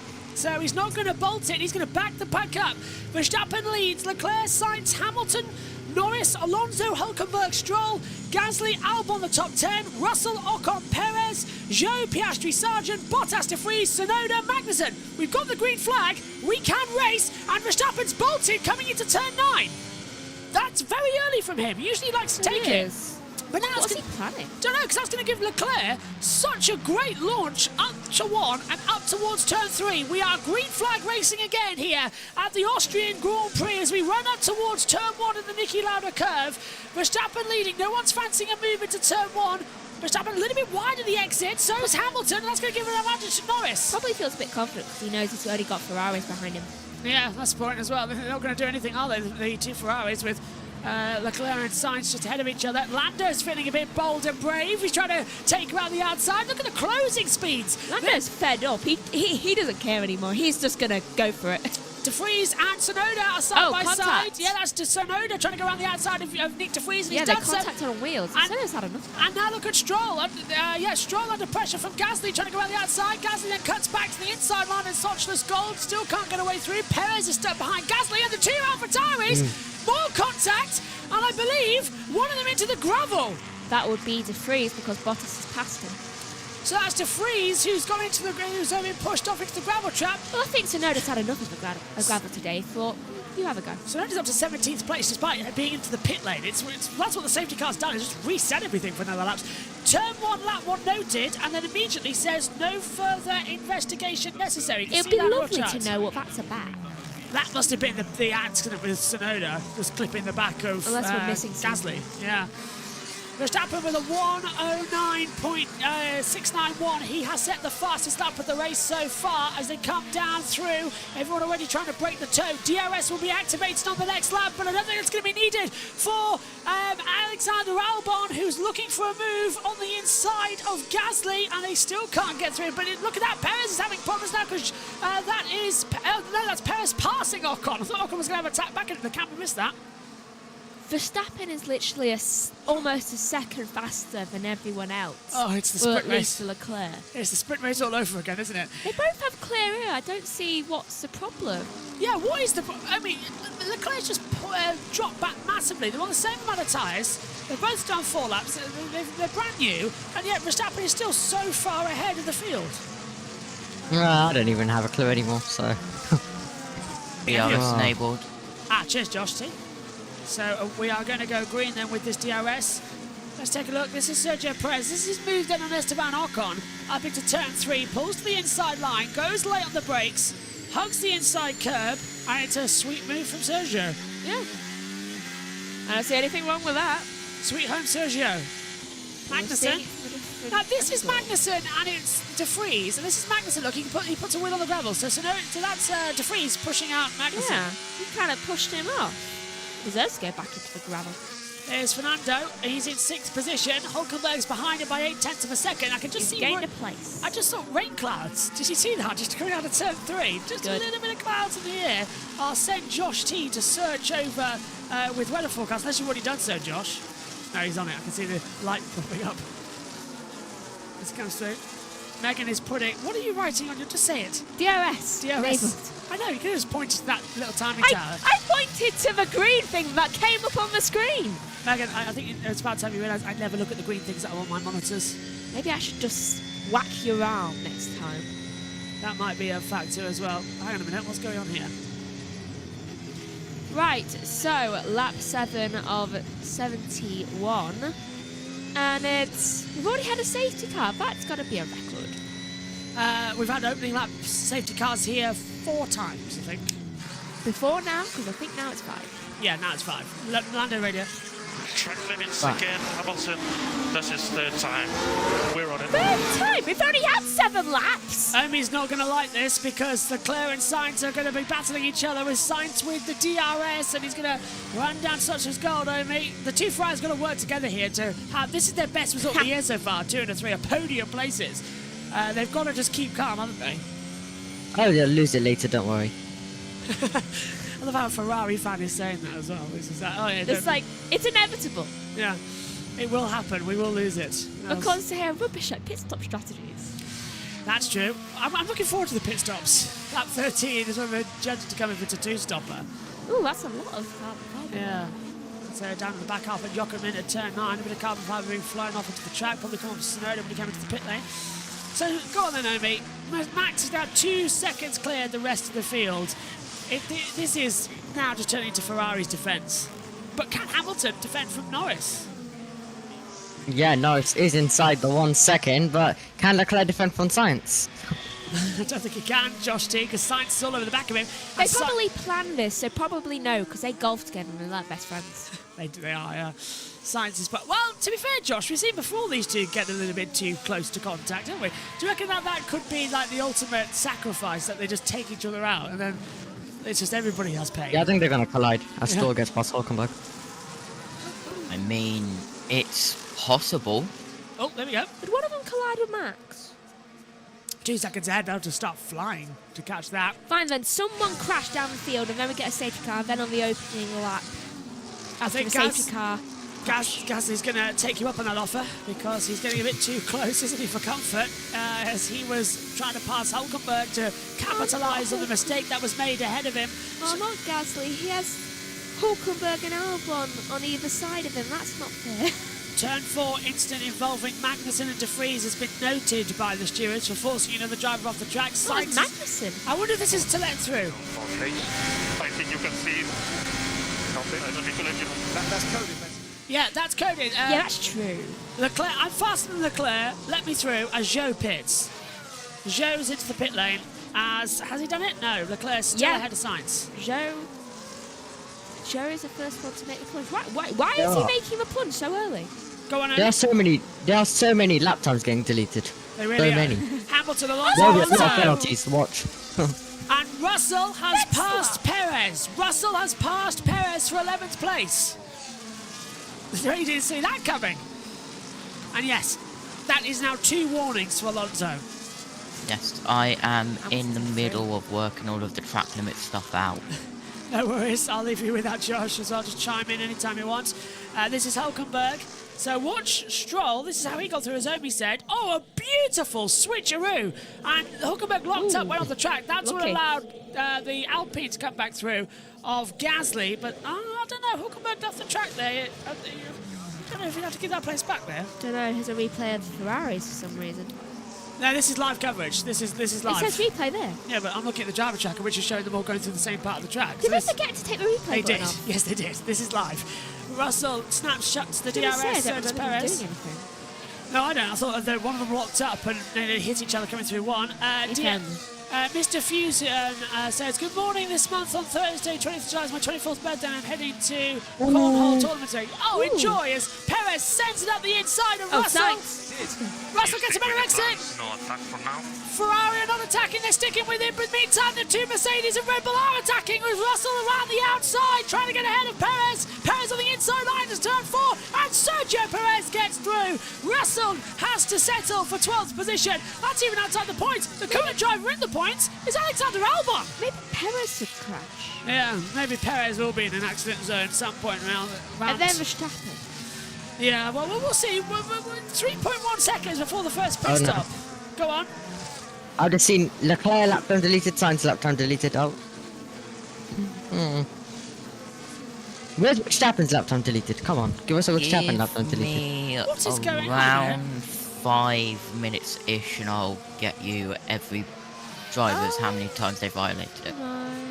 I've just been told, race fans have just said, Checo Perez and George Russell about to go up against each other. They collided at this track last year, and they have collided again, 2nd year in a row. This time was turn 3. They haven't touched each other. What are they on about? Here's Norris. Every time Hamilton goes off, please report it. I mean, he's going off every lap everywhere. I'm not going to talk the whole time. And our new race commentator, everybody, is It's Lando not a Norris. snitch. Yeah. It's like, I'm not snitching. He's off there as well. Lewis is actually going off the track multiple times. Can you blame him? I severely think that Hamilton. this needs to be extended. Yeah. Why? Yeah, Hamilton's got 1 at turn 10, which has deleted his next lap. So that's 1 or... Does that count as 1 or 2? He's got more. Because it looks... Yeah, he also did it. He also had one from before. Our timing tower is just lap time deletions. It is the lap time Grand Prix as Gasly sends it up the inside of Hulkenberg for 8th position with a strong move and makes it up. Everyone's getting next laps as well. Here's Hamilton with Norris and the DRS. Look, he's done it again. Another one for Hamilton now. Lap time deleted plus next lap. And that rain cloud's coming into the circuit. Sainz had 2 last lap. Tsunoda had 2 last lap as well. Hulkenberg in the pit lane. I want to say Josh. he might need it. Yes, Josh T, go on. Remind me of the rule again, so I can work everything out. Does the next lap count as a track limit violation, or is it just the one that happens? That's the next lap deletion. If it says brackets next lap, What was that? That was the lap time that's been deleted because he started the track limits wrong. Hamilton's done it again though. He's had another lap time deletion. Am I? Yeah, but does it count as a track limits violation to the 5-second penalty? It doesn't, does it? No, only Cool. if it says brackets next lap, that doesn't count, Josh. So that's Cool. it. Gasly's got a I next will lap. work on that now. Literally. Black and white flag. Black and white flag for Lewis Hamilton for track limits. So he's done it 3 times now, and that's the warning. Does it one more, he'll get a 5-second time penalty. So Hamilton has gone off the track numerous times. This car's slow, mate. I think it's a bit fast. It's certainly wide. That's Wait, one thing. is he seriously saying this car's slow? You're literally the highest you've been nearly all year, apart from a couple of podiums, and that was only 3rd place. I'm talking about right now. He's had a 2nd in Australia, 2nd in Spain, and a 3rd in Canada. It's 2 seconds in But third. no first. No. And also... harsh, Megan. That's harsh. But true. Saudi Arabia 2021 was his last time he won. Yes. That's not me, that's the stats here. So... He's saying he's going too slowly, though if you were going too slowly, you wouldn't be getting so many track limits. Switch that Christmas tree, please. What Christmas tree? No idea. Lewis! Now have a black and white flag for track limits. Turn 10. I can't keep it on the track, the car won't turn. Yellow sector 6, yellow sector 6. Disabled zone 1. That's down at Sochler's Gold, so who's got off the track? Can't see anyone. Hulkenberg's going slow. Hulkenberg, it's Hulkenberg. Look up. It's got tread on. Hulkenberg off. You've only just come out of the pits and you've already ruined the tyres. Do you reckon that's an engine or do you reckon that's gearbox? It's another engine failure. Oh, yeah, it's double engine. yellow. Don't stop uphill. We had a Ferrari engine blow up here last year and it caught fire. Oh, lost power. Hulkenberg's lost power. I think it's a bit more than that, mate. Yellow, we got a virtual safety car on standby. And Tsunoda's had a lap time deleted. Wow, this race is confusing, isn't it, mate? No, Paul, it really is confusing. Entering the zone, and so has Verstappen. Yeah, they've gone through it now. There they are on our timing monitors, so the yellow flags are out at the moment. Sainz. The garage is now to see if we get a safety car. Let's see, try maybe. Yeah, let Sainz through. Sainz has got more pace. Let him through because there's 5 seconds now. He can catch up. If the safety car comes out here, which it might do to recover that car because it's in a dangerous part of the track, then it might just put... They should swap. They should come into the pit lane but service Sainz first. Swap on the way in. Still wow, no... that's a lot of either red or orange. Virtual! We've got a virtual safety car deployed. Now box! Hamilton. Which corner is it? Turn 10, exit. Turn 10 in. Get them in! So no, they've missed it. Verstappen, Hamilton. Next lap. Yeah, Verstappen, Leclerc, and Sainz have missed it, but Hamilton should box now. We're in the pit window. Yeah, and Hamilton is boxing now. So's Norris. Alonso and Stroll should come in as well. Everyone else. Well, Alonso no. Alonso will go further. Alonso, you could. Oh, Hamilton's locked up, coming into the pit lane as well. And into the pit lane comes Gasly.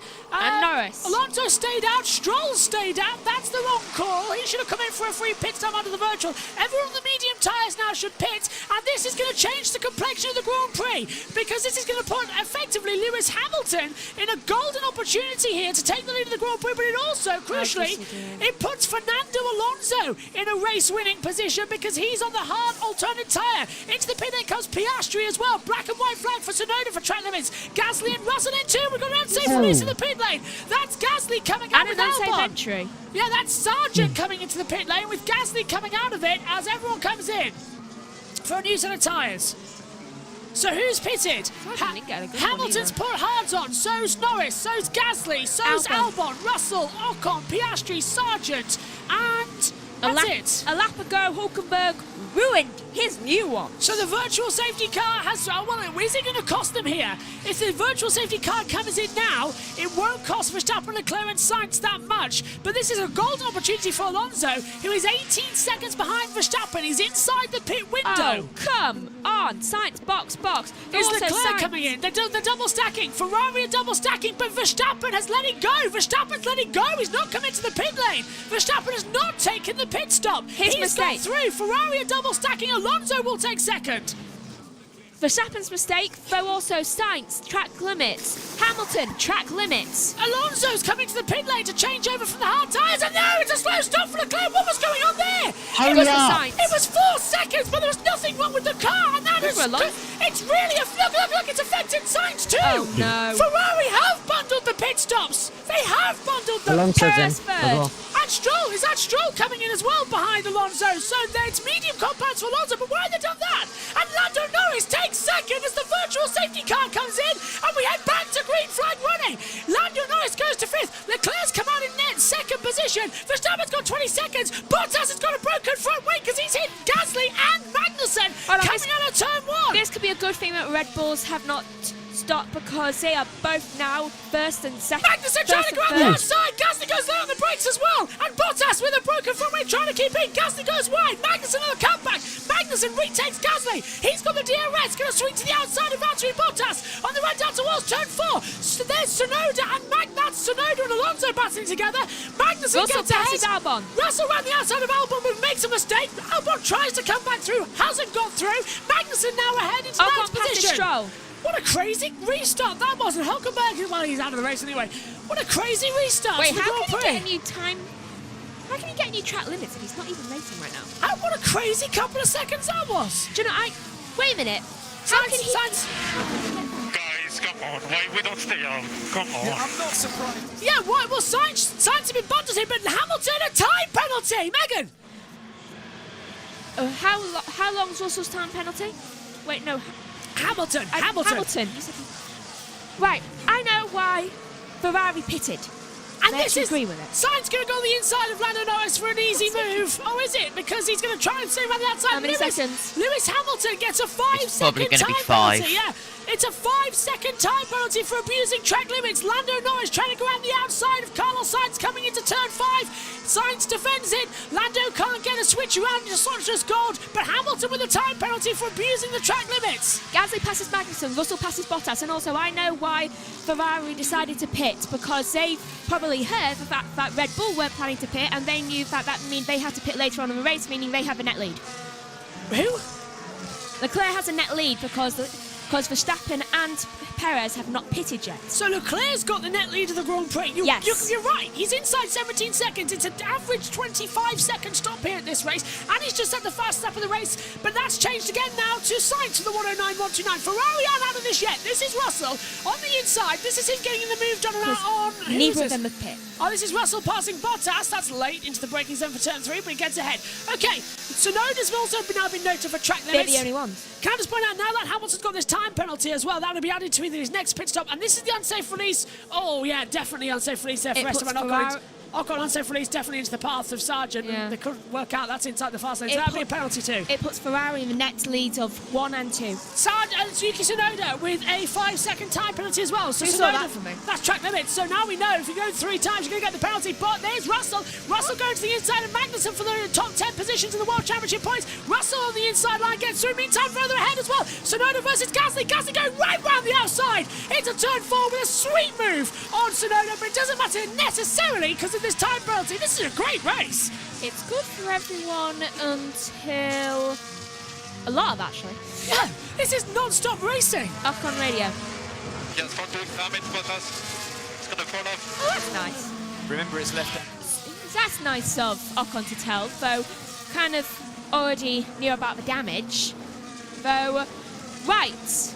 Yeah, so Red Bull, they haven't pitted yet, so that means that the net 1, 2 and 3 of the race, since Hamilton has a time penalty, is Leclerc, Sainz, Norris.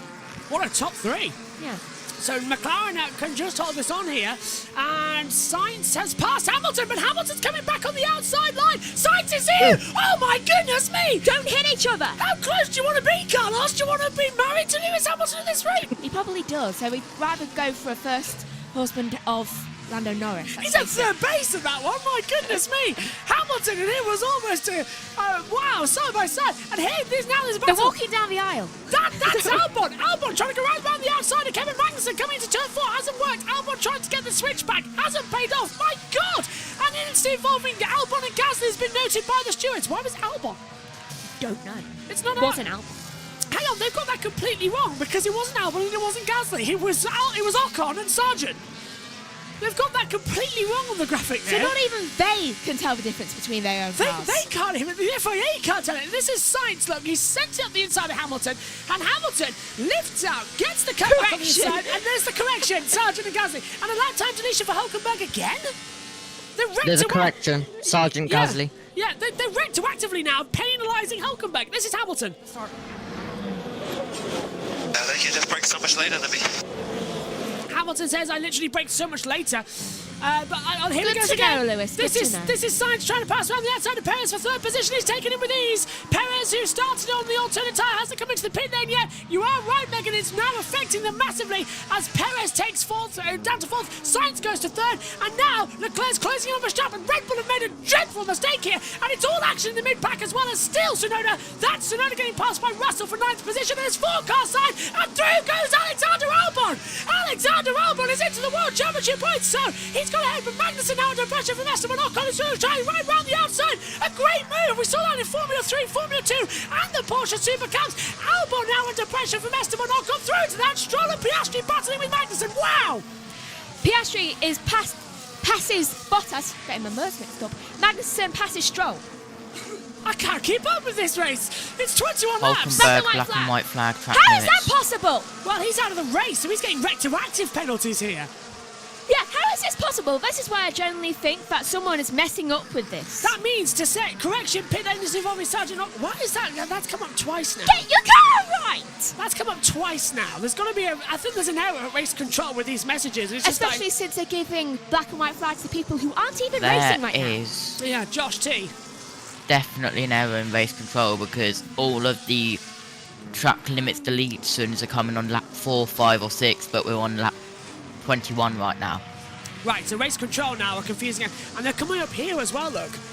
On our race control messages on the actual T feed, so that everything's getting wrong. Let's hear from Hamilton. 14. Yep, Perez went off, turn 10. Don't dish these things out, I might well know. Hamilton, everyone out there is just becoming massive snitches. They just The only one who's not is Norris. No, Norris is just going. Well, Norris was just like, I'm not going to talk. Yeah, he's going to talk. I'm not going to talk the whole lap because he's doing it everywhere. So he's snitching. But look, Perez has gone for turn 1. Hamilton's going to be on that radio button. And black and white flag for Carlos Sainz now for track limits warning as well. And I tell you what else can make this race really good? The threat of rain. It's got darker at the top of the hill at turn number 3 where the rain clouds are coming in. Perez literally stops Hamilton in his track to the exit of I think there was a bit of contact there. I think there was. And Hamilton's coming down the hill. He's going to pull. Did he go the Bottas outside? pits. Outside line for Hamilton. He's going to go side by side with Perez. Usually it's Hamilton on the inside of this part of the track. Lock up from Hamilton. And last year, Hamilton forced Perez off the track there. This time they've changed it again. Hamilton locks up, has a little bit of a moment. Hamilton down to 5th position. Perez stays 4th. Tsunoda passes Stroll. Magnussen has dropped down into 15th position. Stroll lap time deletion. Oh my God. This race, Sainz. Third strike and black and white flag. Be careful. 9 and 10. And the next one will be 5 seconds penalty. Stroll's had his lap time deleted. That's a track limits warning as well. From lap 10. Apparently there's so many deletions, the fact that they're having to work overtime because apparently they're working through it very slowly. Yeah, there's under the virtual safety car as well. That can actually be the explanation. Yeah. Oh, Omi, you must be having a panic attack right now with Carlos Sainz. Well, I mostly support Leclerc, so that's fine. Anyway, Verstappen reporting massive dig. Oh no, Verstappen! Oh well, Yes. That's why he's 14 seconds back. Piastri's into the pit I lane. was surprised why you were like, oh. Sainz has had his lap time deleted again. Yeah. Now I wonder if that is going to be a penalty for Carlos. Lap 11. See, they're working behind. There's so many penalties. The fact that Hamilton. Has he got a penalty yet? No, they don't know where. Nothing for Perez at the moment. It is taking a while. Pit lane is involving Sargent and Ocon is under investigation. I tell you what, I'm so glad I got this little monitor of being in the commentary box for this weekend. The pit and Perez has had his lap down, deleted it now, lap 11, and that is Albon up the inside of De Vries, and coming in late is Stroll passing Magnussen, and Ocon's joining that little mix as well over 12th position. That's Tsunoda getting past. If you are listening to this race and you were right, Piastri hit the back of Magnussen. You were right with the contact damage, Megan. Spot on with your eye skills there. And if you're listening or watching this race and trying to understand what's going on, we don't even know what's going on. Piastri's now got a damaged front wing, and that's why he came into the pit there. Now he's got a lap down. Here comes Lewis Hamilton again. Sargent and Ocon is under investigation for that unsafe release. That should be a drive-through for Ocon. Perez going wide at 4. Hamilton going wide at 4 too. And Hamilton's on the radio. This guy's been off every single time. So have you! Turn 10 again. I think they're going to have to red flag the race just to dish out the penalties at this point as well. Can I just say, Yeah. there are so many lap time deletions. In fact, the FIA are working overtime because there's so many that they're stuck on lap 11, so expect a lot more. This race could go longer into the night to decide everything as well. Josh T, what have you got for us? Red Bull pit, seeing. Sorry, into the pit lane comes Verstappen. He's put on the hard compound tyre. Charles it's a good stop. Leclerc's come 2.3 seconds. Leclerc's coming out of the last corner now. Leclerc takes the lead of the race. Nobody other than Max Verstappen has led a lap of a Grand Prix since lap 24 in Miami, and his Sainz going to get ahead of him as well. Coming at the exit of the corner. Yes, Ferrari 1-2. Ferrari 1-2.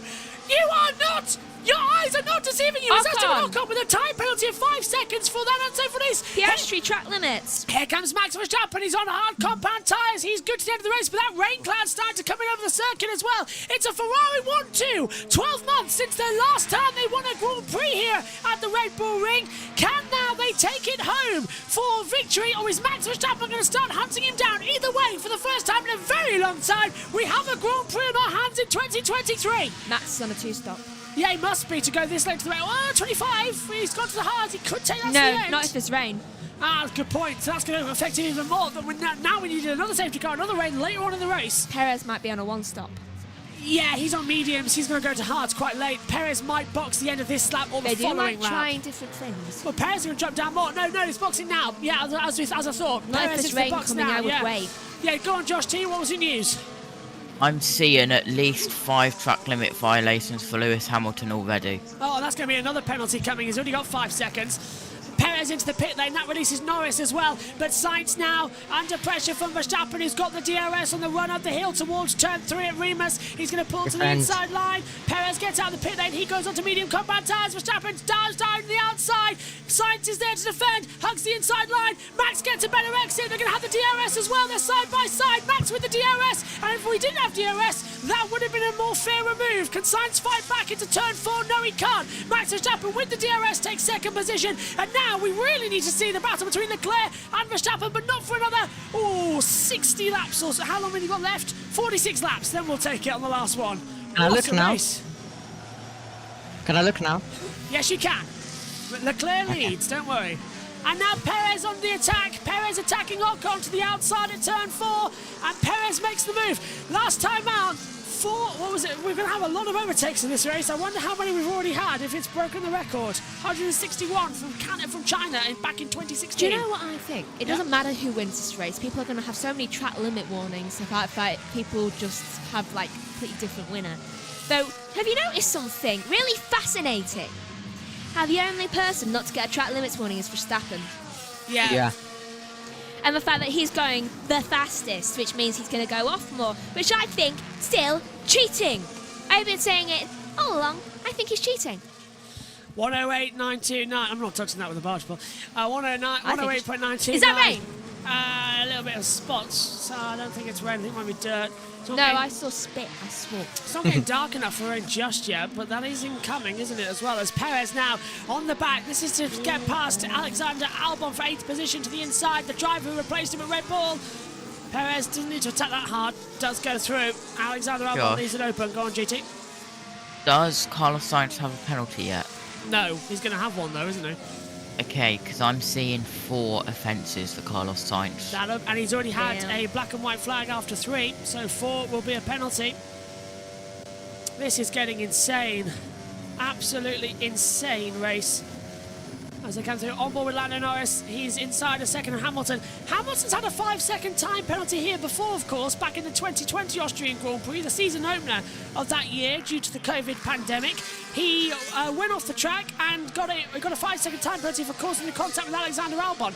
That dropped him off the podium and gave Lando Norris his first ever podium in Formula 1. Here today, might just release him into the opportunity to attack Carlos Sainz as well. As Hamilton pulls out the way, Lando to the inside. Is he going to defend this? Lewis should know he's got the penalty. Shouldn't defend Lando too hard. Lando with the DRS to the outside line. Lewis goes defensive. Lando swings it and Lewis lets him through. Lewis and Lando, a wonderful relationship as well. Lewis saying that Lando is such a nice gentleman driver. And Lewis as well enjoys racing against him. And I'm pretty sure that the two of them with the lime yellow helmets that we've got there as well, the ultraviolet yellows, are enjoying their little scrap out of the track today.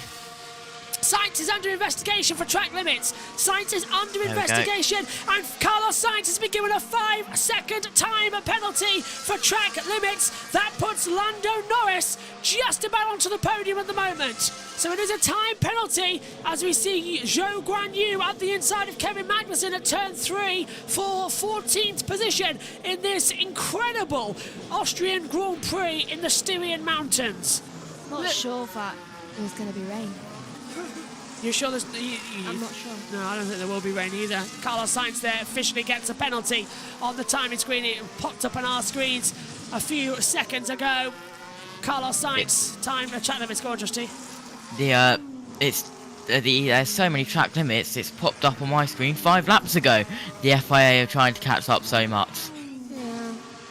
Yeah, you were on it. Red party night for Lando. Will be. He's surrounded by penalties galore. Oh, I just really, really wish that there'd be rain. Well, at the moment, look at that. Max is closing in.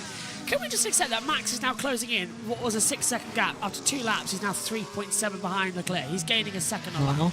That isn't right. No one could do that. Hard tyres. Well, Leclerc is on. Leclerc has stopped, hasn't he? Yes. Because, yeah, so he's on the same amount old medium tyre. Why didn't he put on the hards? He put on a brand... But hang on, sorry. Leclerc's put on a brand new set of mediums, not hards. Should have put hards on. Oh, dear.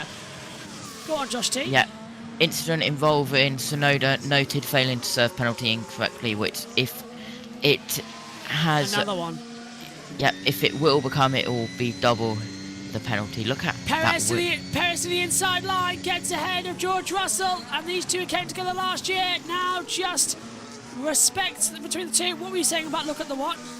The front wing flapping and moving around quite a bit. Yeah, the aerodynamic force in that Red Bull is unbelievable, isn't it? I'll have to get that onboard camera once there again. Albon's had a lap time deleted for turn 9. That's at Jochen Rindt, so he's gone off the exit curb. About time for Albon. Indeed, Albon's been there for a long time, hasn't it? Where's that? Lap 19. So they are closing up, but there were so many on lap 9. So many. Yep. And this is Sainz's penalty exit at turn 9. Oh, that's harsh. That's incredibly harsh. And this is Hamilton. No, Sainz was all over. I think this is getting a little bit ridiculous now, the track limits debate, because either the curb is the track limit or the white line is the track limit. Decide, because at this track, it's quite hard to stay within the limits. We have this year in, year out, and it's sort of spoiling the Grand Prix. I'm completely lost in this weather thing. Say again, I can't hear you. I'm completely lost on this weather thing. Yeah. First it says it's going to rain, then it doesn't say it's going to rain. Choose. I don't think we'll have rain, personally. I think this will be a direct battle. But for the first time since Miami, lap 25, when Max Verstappen took the lead 2 months ago, no one other than him has led a lap in any race. Finally, Charles Leclerc has beaten that today, and Alexander Albon has had multiple... In fact, we've got loads of limits coming through. We've got Albon and Gasly and Albon.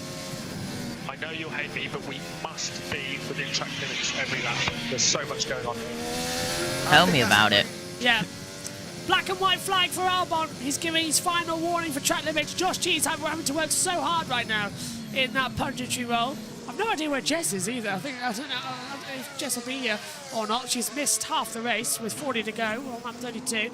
Omi, this has been incredible racing, and Leclerc's winning. How much is your heart going right now? The only win you've had this year is Le Mans with the Ferrari car in the number 51 winning. Yeah, black and white flag for Albon, but... Oh, and Gasly. Leclerc. Yeah. Okay. At the moment, degradation is higher than expected. What do you think about 3 stops? 3? What do you think about shoving that tyre up your... They're trying the Ross Brawn Michael Schumacher approach, where at the Gasly, black and white flag. French Grand Prix in 2000, I think. No, yeah, I can't remember. No, Can we have a welfare check for Omi, please, after that message? French Grand Prix Sun Grand Prix one year, Ross Brawn decided to pit Michael Schumacher 4 times. And it worked. They won the race. But this isn't going to work anymore. It's not Formula 1. Max Verstappen out there. Yeah. It's not going to work. So the Ferrari thinking 3 stops is the best way to win a race. Like I said, Ferrari are idiots. At the shortest track on the calendar. They don't know how to actually do a pit stop. They're lucky they've got this far. This is the shortest race on the Formula 1 calendar, and Ferrari generally thought we'll pit 3 times. When it's a one-stop race. Albon's got 4 offences now. And yeah, he'll get a black and white flag for that. Gasly 2. De Vries. Oh, De Vries 2 is going to be under pressure. They're coming through on the timing monitors. Look, it's every 5 seconds you're seeing it below us here in the comments box. It is just pandemonium. Up, though. Yeah. We're on lap 26 now. Well, not 33. Well, there hasn't been that many, but they are getting there. Penalties will start coming. I haven't seen Norris. No, I haven't seen Norris. He's been staying remarkably calm and consistent. Him and Verstappen have just been the good boys of this race for some reason. Verstappen, within 10 laps, has now gained that 6 seconds back. He's now within 1 second of Charles Leclerc. Well, it was nice while it lasted. What's happened to Magnussen? Magnussen's dropped massively down to 15th place. And we don't know why. Right, Charles. Verstappen reporting wind change at turn 7. Oh, okay. That could be the weather coming in that you want about, Is Megan. humidity up? Humidity. Please let it be up. Humidity is at 53%. Damn it. Yeah. And Leclerc. Outside, Max Verstappen going to try and take the lead of the Grand Prix. So he can't find the way through. Oh, I think they're going to crash. Let's hope Crash not. into each other. Our OBS is starting to play up. Who knew that was going to happen? That's Gasly. They're trying to come through. Gasly, they're trying to set. Albon investigation track. That's going to be That'll be a 5-second penalty. Yeah, usually there's no fees on the YouTube stream. Still hear us. I know that you're able to see us clearly, but hear us, that's absolutely fine. I believe on USN, I call it, that might happen. As Verstappen comes through once again. I'm not going to look. Look, Verstappen to run. He's going to pull inside on in turn 3. Max goes for the lead. Does get ahead. Leclerc up. Verstappen leads. Look. Yes, look. So Verstappen leads. no further action on the penalty, but he has got his... Oh, that's not. Yeah. Yeah. This leader, those of you on USOA, please, somebody please on the YouTube stream, if we're okay. I have no idea what's happening. Take a look at the replay, Megan. Right. Leclerc just locked up. That's unfortunate, though. He wasn't going to make it past that anyway. If somebody, please let us know. Multiple issues in the comment box right now. No idea for stream. I'm yeah. And then side by side, Magnussen outside of. Oh, we got forced off by Sonoda. Oh no. Oh,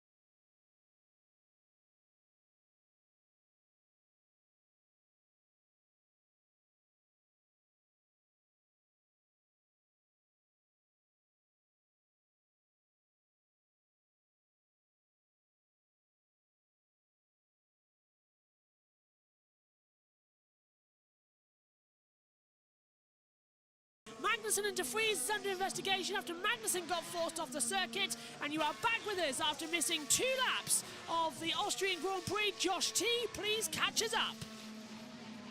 Yeah, so just a couple of penalties, as you said. This is Magnussen going round the outside of De Vries at turn 4. Are they going to bang wheels? They are so incredibly close, but I don't think they had contact, so that was a move down the inside. This is Lando Norris going wide at the top of the hill at turn 3. But back to live. Lap 41 of 71. Verstappen's lead to Leclerc's now 7.3 seconds. They're on the attack. Also, there was a radio message which Hamilton asked, has anyone else got penalties yet? And Mercedes literally said, all of them in front of you are going to get penalties, which is, I find, impressive, because we haven't heard a single thing about Verstappen or Norris having any type of penalties. I'm fed up to my back teeth, by the way, of having great races interrupted by having to do other things. I'm not doing that again. Not doing that again. Not anymore. This is where we get paid. This is where it goes. Ocon takes 11th place. He's into the pit lane as well. So Esteban comes in after 26 laps on those hard compound tyres. Drivers yet to serve 5-second time penalties. Sainz, Hamilton, Ocon, Albon and De Vries. Thank you, F1, for that very handy graphic to catch us up. Let's go through the field then. It's Verstappen from Leclerc, Sainz, Norris. Gasly has got noted for track limits, and that'll be investigated and penalties. Yeah. Omi, when we cut away, wow, lost you for a while. We're back. We're boxing. Back. Yeah, Lando's in. Yeah, sorry. USRN crashed our systems, so we're not doing that again, ever. On that PC. It does happen quite frequently. Yeah, it happens all the time, and I'm down now to having to use a different input, and it damages my computer, so I'm not doing that again, ever. As Norris takes 4th as it comes through into the pit lane. Now, he doesn't have instantly involving gas and diversity of track limits. Norris doesn't have track limits, so he should be fine, but Perez now battling Alonso. This is over 5th position. Perez to the inside line, turn number 3, gets ahead, and I feel like I've lost my groove now. Time penalty for Gasly, 5 seconds added on. Someone needs to crash, then you get it back. Yeah. I've lost my groove now because I've had to fix that stuff and we missed out on the racing. I don't like it when that happens, and it puts me in a really upset, angry mood. Think about dinner later. No, I'm really angry. Verstappen from Leclerc, Sainz, Hamilton, Perez top 5 and 7 from Sainz. This is today because... Let's extend to see if we catch a safety car. Copy. So, it's lap 43 of 71. Verstappen leads from Leclerc. Sainz in 3rd, Hamilton's 4th. Then it's 5th for Perez. Alonso 6th, Gasly 7th, Norris 8th, Sargent 9th, Russell takes 10th, Stroll's 11th, then Albon, Tsunoda, Ocon, De Vries, now Joe, De Vries, Magnussen, Piastri's in the box, Bottas, Hulkenberg, and Hamilton to the pit lane too. I don't know what I was going to say now. With because a it hasn't massive appeared on lock-up as well for Hamilton. Second time. Oh, 1, 2, 3, 4, 5, go! I think there was a black and white flag for someone else. Though also there's a blue flag waved for Piastri. I think it was Gasly who had a penalty. Piastri's been lapped. Gasly has 6 offences for track limits at least. So where's the other 2 penalties then? Hasn't come through. So many track limit offences that it has actually broken my spreadsheet and I'm having to add more numbers. We need another laptop. Like, do you remember in Monaco when we used yours for that thing? Yeah, well, mine ain't being used yet. No. Might need it tonight to do IndyCar, but that's it. You said you didn't need my laptop again this weekend. I was Yeah, and that's before USON nuked my computer. I was planning to do a full day of writing. Anyway, lap 44.71, 28 to go. Should have expected something to happen around there. Literally, I'm having... Can you still hear us okay, everyone? And we've had to switch over devices a little bit, so hopefully we're still okay. It wasn't the internet connection, it was USON's Mixler. It crashed the servers. Yeah, Gasly has had at least 7 track limit violations. Yeah, not too great there, was it? As they fly through. 7 track limits warnings, wow. Sargent holding his own, yeah. Loads of track limits warnings coming through now. Blue flag, blue flag, blue flag. Lando's attacking Pierre Gasly. Wait a minute. Lando up to 6th, passes Pierre and manages to get back ahead in a nice little move. Lap 45 of 71. Verstappen's put on 11 seconds to Leclerc. What was a great race here in Austria has fallen flat on its face. Omi, this has got to be something, hasn't it now? It's just getting worse and worse. Where's the safety car? Yes. Where's that rain? Ocon's past show, isn't it? Ocon has only had one track limit violation according to my software. There's been none as well coming through elsewhere, so that's not too bad for Lando so far. Megan? Please tell me I'm not the only one seeing this. What are you saying? The fact that a blue flag's been waved, and obviously it would have to be Verstappen, and the fact that it took him less than a second to get to people who are not close to each other. I mean, no, not less than a second, less than a minute. How did it take him that long? It's a bit weird, isn't it? It's like, it should take him a lot more, but science is boxing. Sainz is in to box. Just having a look at my... I've got another driver truck at the top of me here. So Verstappen's closing on Stroll. Gasly's leaving the pit lane. He puts on a brand new set of medium compound tyres. So the second stop of the day with his time penalty as well. 8 seconds. He had a 5 seconds added onto the time, of course, earlier on in the race. Either way, that ain't the pit stop. It's been one of those days, isn't it, where nobody knows what's going to happen next. Oh, into the pits. Carlos Sainz. Right, where's my stopwatch? Let's get 5 seconds. The Murray Walker style of timing time penalties.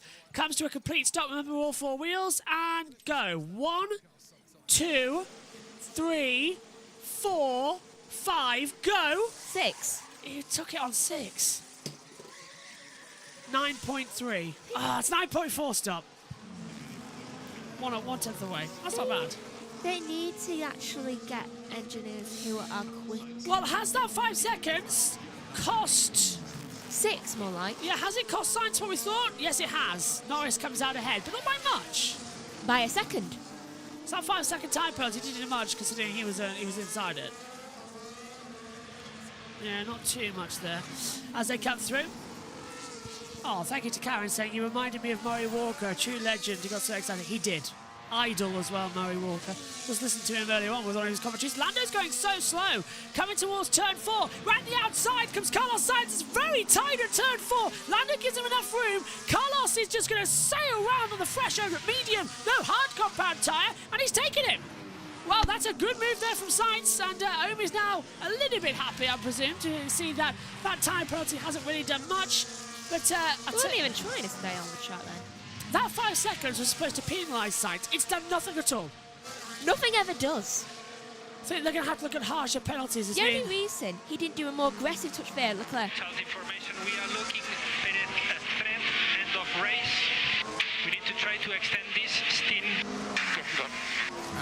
Oh, so you're not going free stop now. You're trying to extend the use of your tyres, which are already 31 laps old, and you need to go on to hards. They probably calculated to stop another 2 times at 25 laps means they'll have to stop on the last lap as well. You need to just pit now. Lando's going to have an attack back on the inside of Carlos Sainz in towards turn 3. Checks the inside line tight, gets on the exit power up into 3rd gear. Now pulls 4, 5, 6. DRS open into 7. Then up, bringing it up over 10,000 revs down to 8. Box for Leclerc. Oh, good, they're taking my advice. This will put a Red Bull 1-2. They've never had a 1-2 here at the Oostenrijkring. And Leclerc locked up on pit entry. Last thing he needs is a penalty. Now, did Leclerc have 5 seconds? I'll get the stopwatch ready. Stopwatch. That was genuine actual mistake. No. I was just thinking Murray Walker said the stopwatch, and I actually generally then go and make that mistake myself. That proves how easy it is. 2.5. That's a quick stop, and Perez gets out now. Will Sainz get out ahead of Leclerc? So not only has that penalty done absolutely nothing, he's out ahead. He's still 3rd. Magnussen, black and white flag. He's got lap traffic now as well. There's Piastri, he's a lap down. Coming out behind him, Sainz and Norris closing up. Sargent, however, is the next up on the attack list for Zhou Guanyu, who is getting in the middle. The field has been lapped, by the way. We're getting up to nearly 2 laps. Piastri is at the top of the hill. He's in the last position at the moment. That red line at the bottom of your screen, that takes it for Hulkenberg down in 20th position. Who's this coming up now? Oh, it's Sainz. Norris. Verstappen, Perez, Leclerc, Sainz, Norris, 1, 2, 3, 4, 5. So I now need to find out how my computer can fix itself, considering I've used up all the available USB slots. I know, it's really worrying. Also, By an extender. it's a bit tricky, that one. It blew the laptop. But this is more quick. I just need another computer. That's what I need, a second computer. That I can just put Mixer through. Josh. Yes, Justy, hello. Okay, so according to my track limits tracker, which has finally just got caught up, there has been 46 offences, which I might have missed a couple. 7 offences for Pierre Gasly. Box, Verstappen. 6 for Albon. Ooh. Where's Albon hasn't got a penalty yet. Right, Max Verstappen in for his second stop of the day. That's a bit early. It's mediums to take him 22 laps. Easily done. 2.4 second stops. Now, Perez is... Never mind. I'm not even going to bother. I'm just going to call it now. Winner of a race, Max Verstappen. Oh, I wonder if Red Bull made a mistake and there's just a wheel nut loose. Something like that. Something... Oh, hydraulics issue. Let's be a hydraulics issue. No, he had that before here, didn't he? Good happy again. 46. Who said 46 earlier? Josh. 22, yeah. Josh T. What was 46? 46? Yes. Track limits offences. Oh, thank you. Brad asks... That was from Callum, by the way. Brad asks, what date does the season end? About 26th of November, doesn't it? Probably. Yeah, a long time away.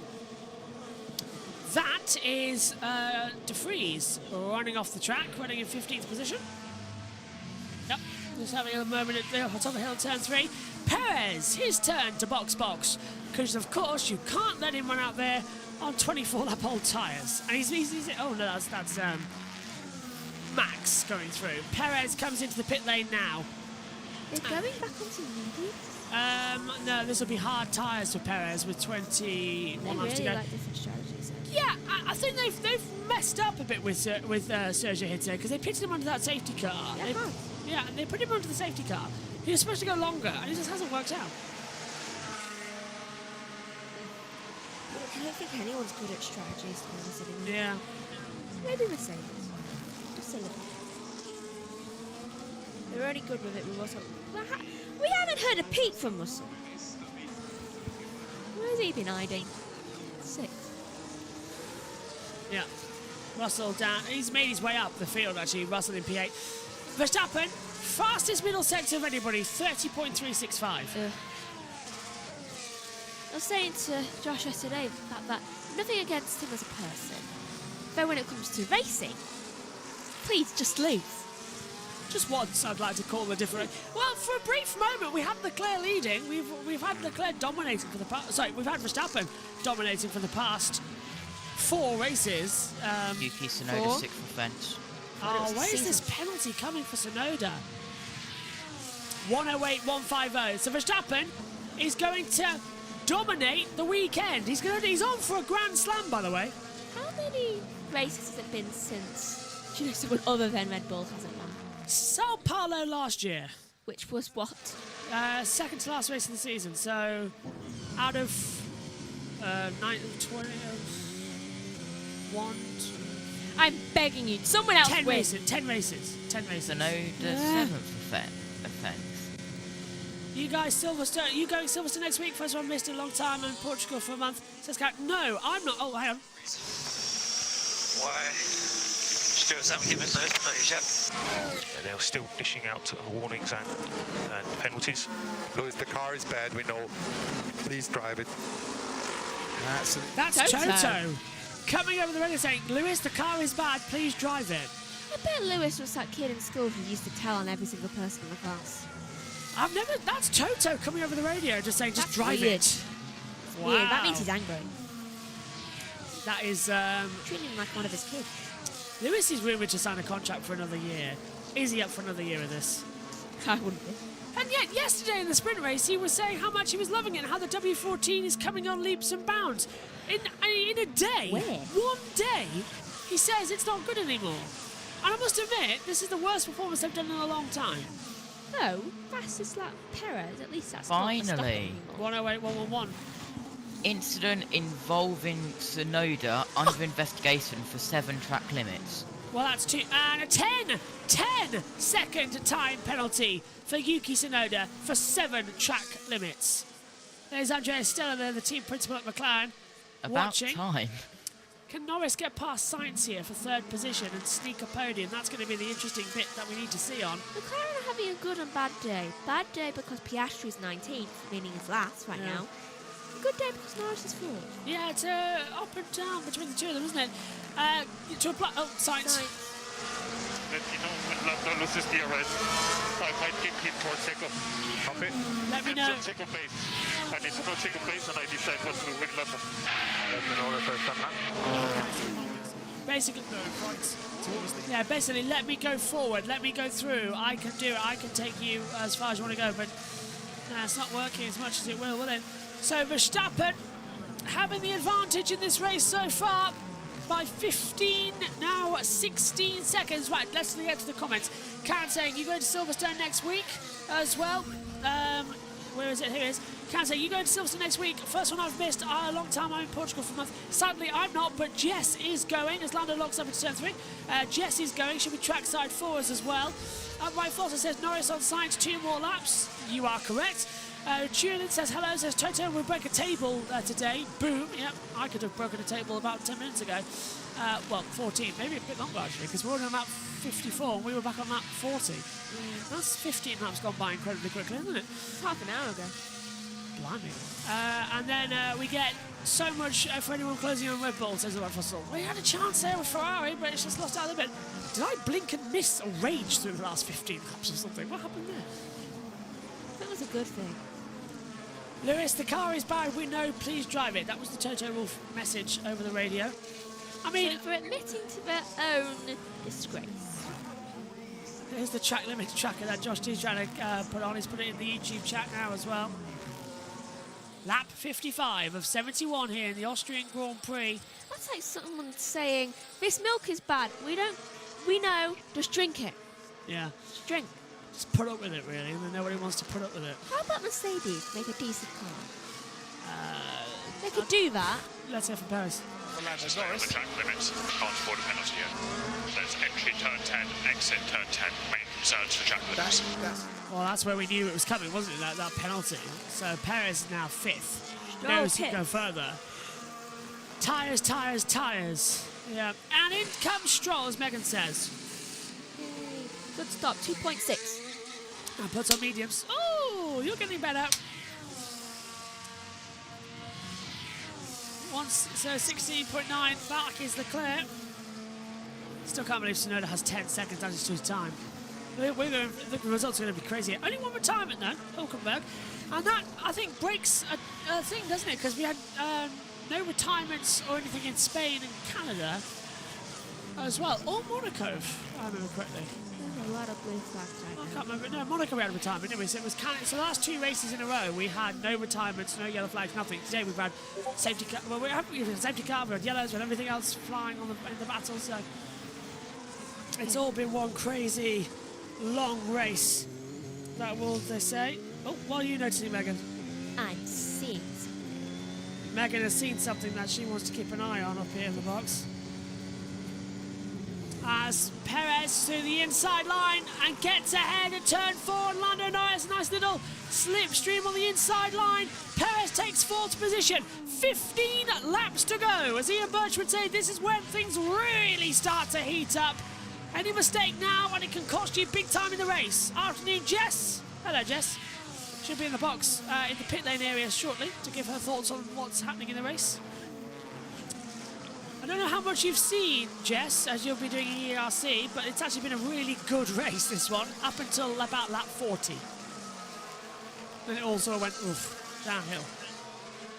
What have you said? Megan is working something out now in the commentary box. forget Bernie Collins up at Sky Sports F1. We've got Megan Birch in the box. What have you found out, Megan? Okay, so somehow... Yeah, I already know it. Somehow, Verstappen managed to make up the time between Piastri and Tsunoda in 88 seconds. Leclerc, however, only managed to make that time up in 136 seconds. That's a minute longer. And he didn't have traffic, he had the same amount of open space. Yeah. So how on earth is Verstappen that much faster? He can't be. And look, they're both on similar pit times. Yeah. And it's hard should be faster. At this stage of the race, yeah. Hard should be faster than Verstappen's aging mediums on only 8 laps as well. So you're right, yeah. 88 seconds, 136 seconds. Perez winner. Moving on the braking. Was it? No, it doesn't. Verstappen is so much faster than the rest of the field. It doesn't make sense. Ferrari said the same thing in 2002. It doesn't make sense there. I'm telling you, there is something going on. Wouldn't it be fun if by the end of the year or during the summer break we find out they are actually doing something to the car? I think they are. I'm right about this because also Leclerc. Perez trying to go around the outside. Perez, this is for the podium. Perez started 15th on the grid. Remember, he's now going to go for an attack here. Sergio Perez 15th in qualifying. He got kicked out in Q2. He's now going to go with the DRS. He passes Magnussen. Sainz on defensive for P3. Perez tries to cut back on the inside line. Maybe Verstappen's car doesn't have an engine. Maybe it's just himself just flying it. Yeah, but the thing is, Sainz was also the same time as Leclerc. Yeah, that's true. What's the last lap time? Leclerc 109.222, but he had traffic. Well, we need fast lap time, Delta. It's not here. Oh, it's not here in any of our Doesn't make sense. Logan Sargent, second violation. Third 2. That's 0.8 seconds yeah. faster. It doesn't make sense how much of a second a lap. He's still pulled out to 20 seconds by the time we've been talking. Be that fast. In the time we've been talking, he's pulled out a further 2 seconds. That can't be possible. It is mega interesting, isn't it? Both Red Bulls are way faster than anyone else at this track. We're on board with Sainz. Perez has the DRS. Sainz goes defensive. Oh! Wheel contact between the two of them. Sainz will keep the position, but goes deep in the exit of 3. Perez on the comeback on the inside line. And even without the DRS gets ahead, they were playing DRS chicken. As Omi says, Sainz with it, pulls back round the outside. Perez is going to have to go defensive, doesn't work out, but locks up, nearly tags the side of him. Sainz, I was waiting for Sainz. Sainz going off the track. Perez going right round the outside of him. Sainz has the line through 6. Perez backs out into Pirelli. Black and white flag for Sargent. So he did get that track limits warning. Yeah, he's had 3. That almost made big contact there. I was aiming for Sainz, but I said Stroll because I looked at, on the Delta screen and Stroll's the first one that caught my eye. It doesn't, does it? Really powerful, really negative, powerful stuff here. Black and white flag for Sargent, as you said, Megan. That timing time way behind ours. Ours is for once keeping up to date, isn't it? Yeah. Was it 12 to go? Come on, Sainz, defend. Science Radio. Have you learned your lesson? Off the track like crazy. Reporting. We are reporting, but it's going to happen again. Sainz does move into braking that time, then comes back on. Perez going to go around the outside. Sainz on the inside, defends it hard. Perez with a cut back as well. The DRS chicken has lost, and now Sainz has got it and will able to pull away. And Perez can't do anything about it. He's going to have to do a Mexican dance. He goes left, goes right, goes left again. Tries to swing around the outside. Hasn't worked out to turn 4, the right-hander. 20 seconds. This is fun. Leclerc has got Sargent in front of him. Verstappen's running in free air. That could explain the difference, but it's still amazing. So's Leclerc. Science Radio. She's like intimidating me. I can't understand what they're saying today, can you? They're gonna No, not crash. gonna. They're gonna crash. They at are some going to point, aren't crash. I've been guessing. I'm only getting fragments. I'm getting fragments. They're really loud. It's the mountains. It's like the mic has slipped as well on Science. I think it's the mountains. Vote for your driver of the day. F1.com/vote. Yeah, I was right the first time. Yeah. /vote.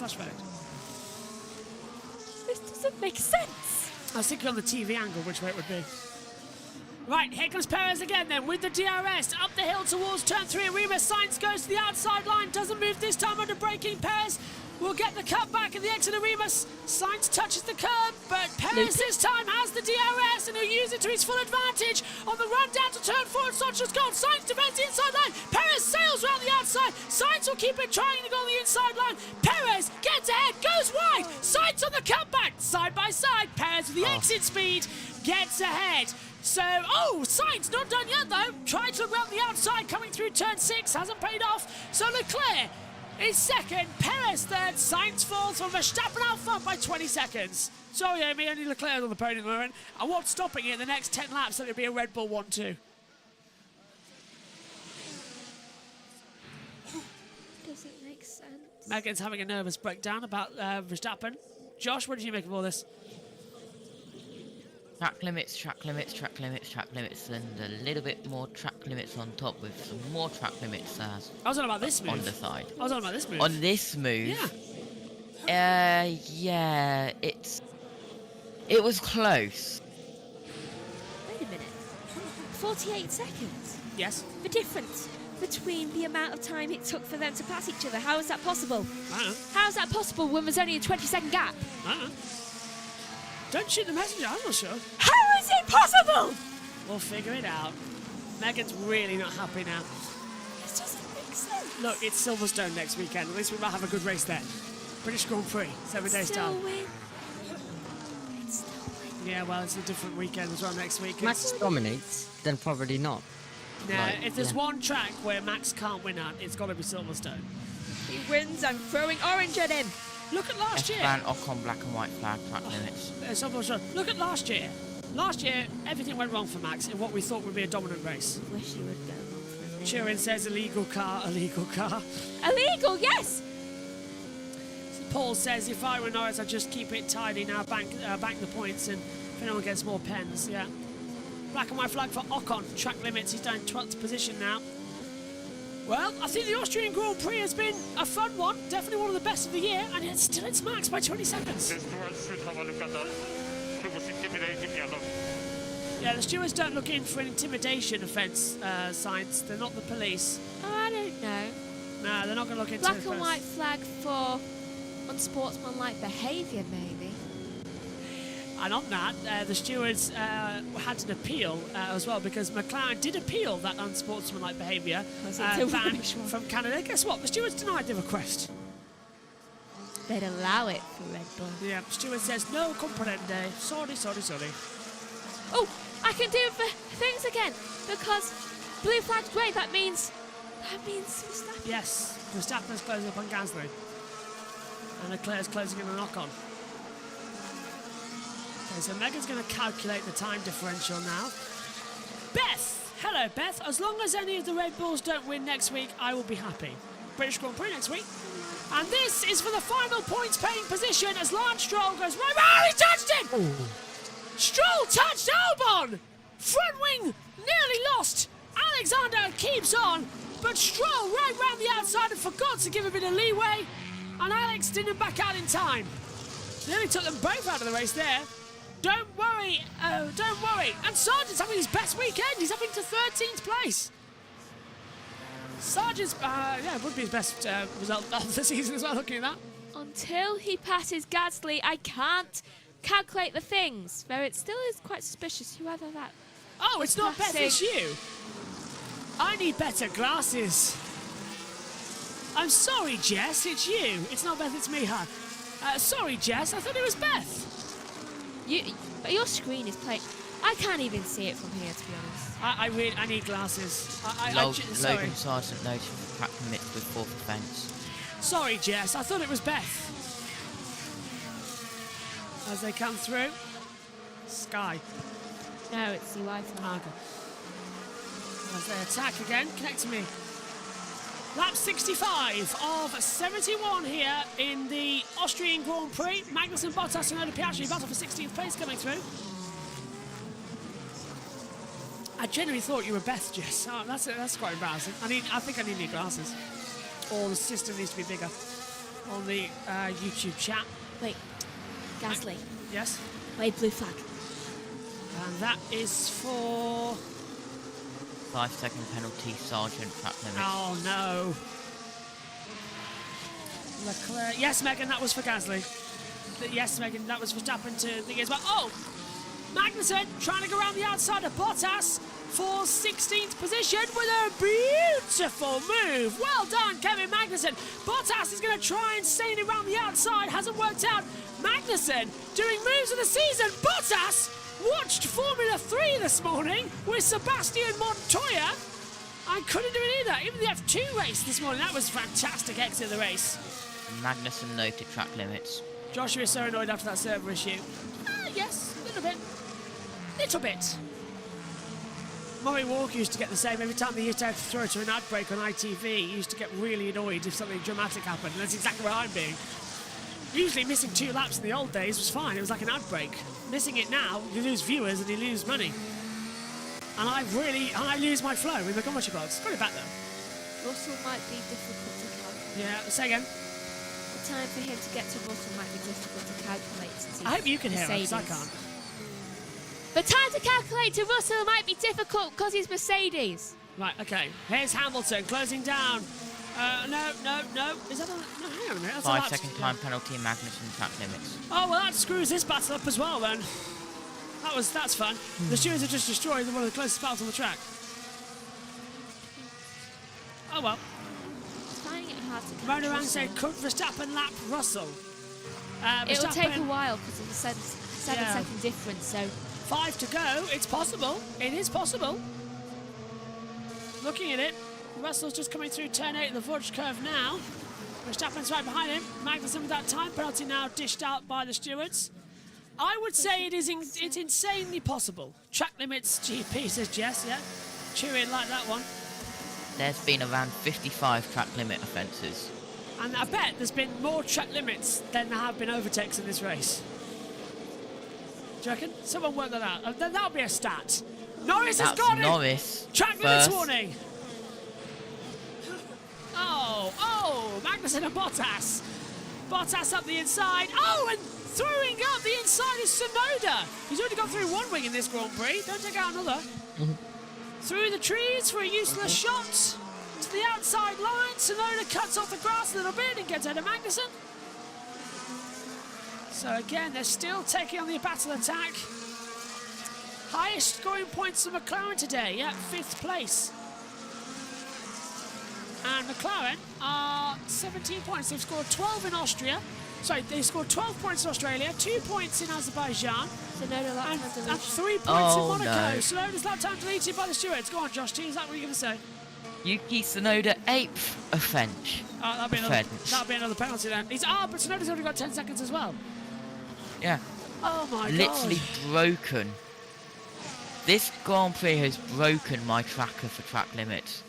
This Grand Prix has been interesting, but it's just been track limits, and yet it's still Max Verstappen dominating the front. What is the gap of Alonso to Stroll? 3 to go, by the way. Alonso. Let's have a look. Verstappen. If you start to cool the tyres. I prefer to box. We don't feel the risk of boxing is worthwhile. Have you got 24 seconds I in do. the lead? No, do it. Come on. I tell you, Do it, please. Box. It's a 28-second thing. Box. Around about 40 seconds, Alonso to Stroll is the gap on my quick mental maths game. So, Verstappen box. Come in. 2 to go. Come in. Get a set of soft tyres. Out you go. No worries. Just keep on. We can't make up. Fine for me. Lose. Well, hang on. Box! They're doing it! My God! They're making a mistake. Please let it be a bad stop. Be a bad stop. Is this Red Bull about to throw away the Grand Prix? 20 seconds is the average loss with 2 to go. Verstappen is boxing with a problem with his tyres. Be a bad stop. Be a bad stop. Be a bad stop. It's like breaking point. Is this the breaking point for Red Bull? Verstappen in. Soft tyres will go on. Be a bad stop. Have trouble with something. Have trouble with something. Please, please, please. 2.6. Leclerc's coming out of the last corner. It will reduce the gap to around about 3 seconds.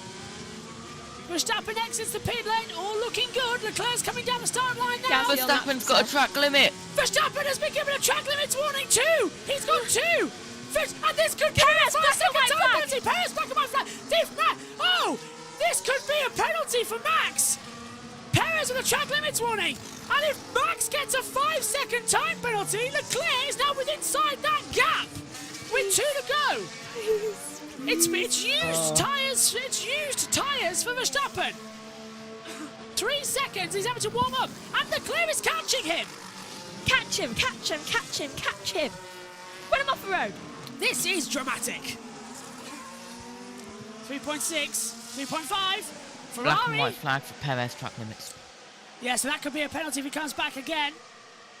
There's John Elko, chairman of Ferrari, watching on. Oh, that's a big bastard. Well, it's inside 3 seconds now. Now 2.6. Hang on. He's catching him. Leclerc is catching him massively. He's just caught him within a second. Look at the DRS, but it's 1 lap to go after this. It might, unless Verstappen has a bigger problem. Well, 2.1.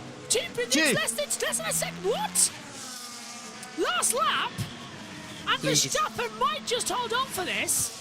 But Leclerc is closing him in. Please. This could be tight. Have Red Bull made a mistake? Oh, it's 2.5 again.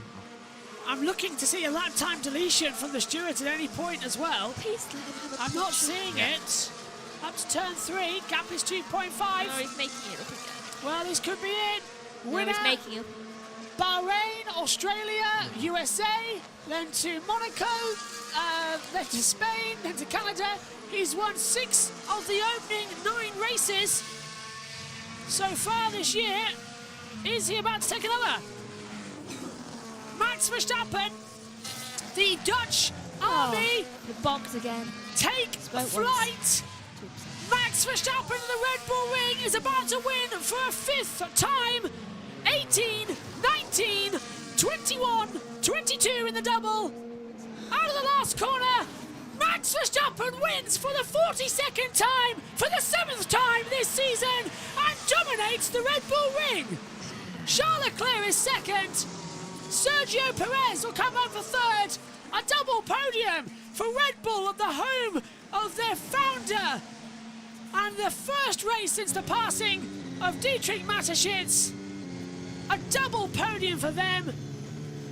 But Verstappen takes his 5th win in a row. He sweeps the weekend of practice 1, qualifying, sprint shootout, sprint race, and the race, and the fastest lap. It's a Grand Slam for the 3rd time this year with Max Verstappen.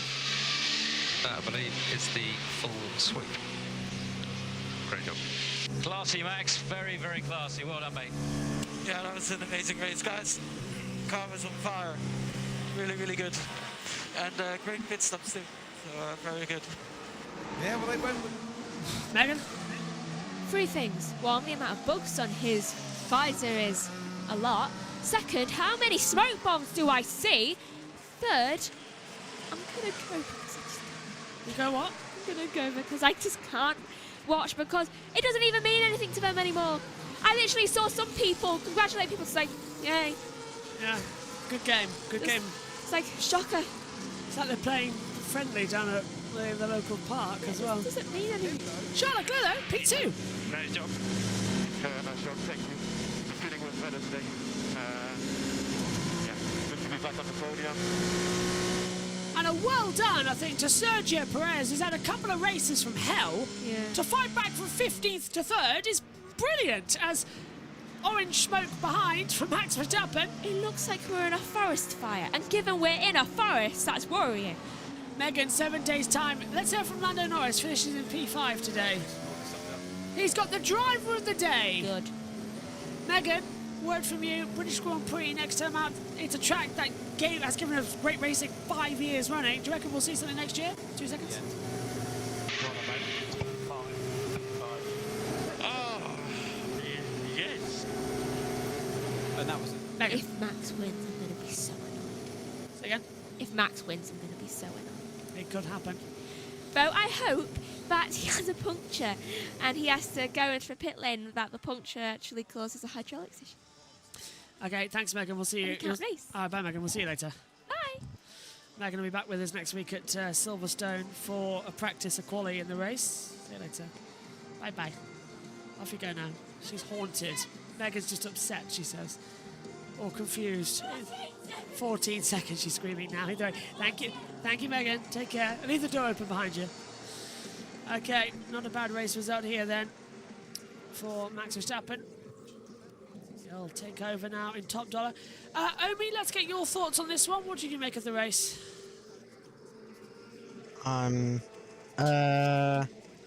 Was interesting till lap 40. After that, I want to sleep. To be fair, as soon as our computer died, the race died. So that was a weird one, wasn't it? Jess just wear a Red Bull shirt to the track and Red Bull won't make it. That's true. We'll hear from Jess shortly as well. Up in the comments box, we'll bring her in for the post-race segment, get her thoughts on a little bit of the race as well as the team. And we'll also quiz her about Silverstone and everything that she's going to be up to. We'll hear Jess later, of course, in the IndyCar call, so that's perfectly fine. As the field takes it in. We'll be back on USRN for that as well, because we're going to use Megan's laptop to take the YouTube stream directly from it as well. So, don't know how we're going to do that. That could get interesting. We'll see. I have to go on air slightly earlier than expected, but that's not too bad. Top 3 coming in. Josh T, what did you make of that race? Well, according to my track limits tracker, there was around 60 track limit violations, and that is not including the next laps. Yeah. And by the way, so yeah, Verstappen 107.012 on that last lap. He got that fastest lap, and it's a new record as well. Yeah. So it's just chaotic, absolute chaos. Well, Yuki Tsunoda got away very lightly with a 10-second penalty for 8 track limit violations. Let's hear from the top 3 then. Talking with David Coulthard, a 13-time Grand Prix winner and winner here at the Red Bull Ring when it was the A1 ring back in 2001. Let's head down then to Max Verstappen. And first of all, to David Coulthard.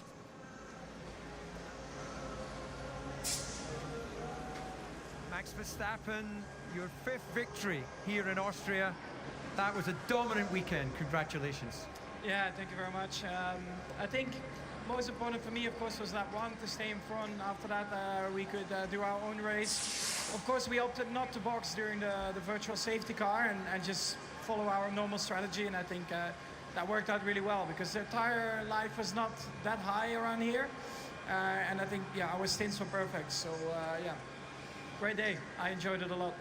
Did you have any doubts when the team chose not to pit during that virtual safety car that how it was going to play out? Because going into this race, you had very little knowledge on the tire degradation and how many stops you would need to do. Yeah, I mean, I could see already the few laps before the virtual safety car came out, we were pulling out quite a gap, so I knew that I would get them back eventually, and I think just following our own plan, I think at the time was the best way forward. You extend your lead at the head of the World Championship. You take it race by race, or can you start to dream of a hat-trick of titles? I don't like to think about that yet. I'm just enjoying the moment, driving with this car, working with the team. I think the whole weekend, we have done a really good job. The sprint weekend is always very, very hectic, and a lot of things can go wrong. And luckily, a lot of things went right for us this weekend. So I'm just very happy with this weekend, and we'll focus again on Silverstone. A sea of orange in most of the grandstands. Maybe a small message to the race fans. Yeah, I mean, it's an incredible support every time we come here, and to see all the orange on the grandstands, the flares as well at the end, incredible atmosphere. So thank you very much for coming. Max, congratulations.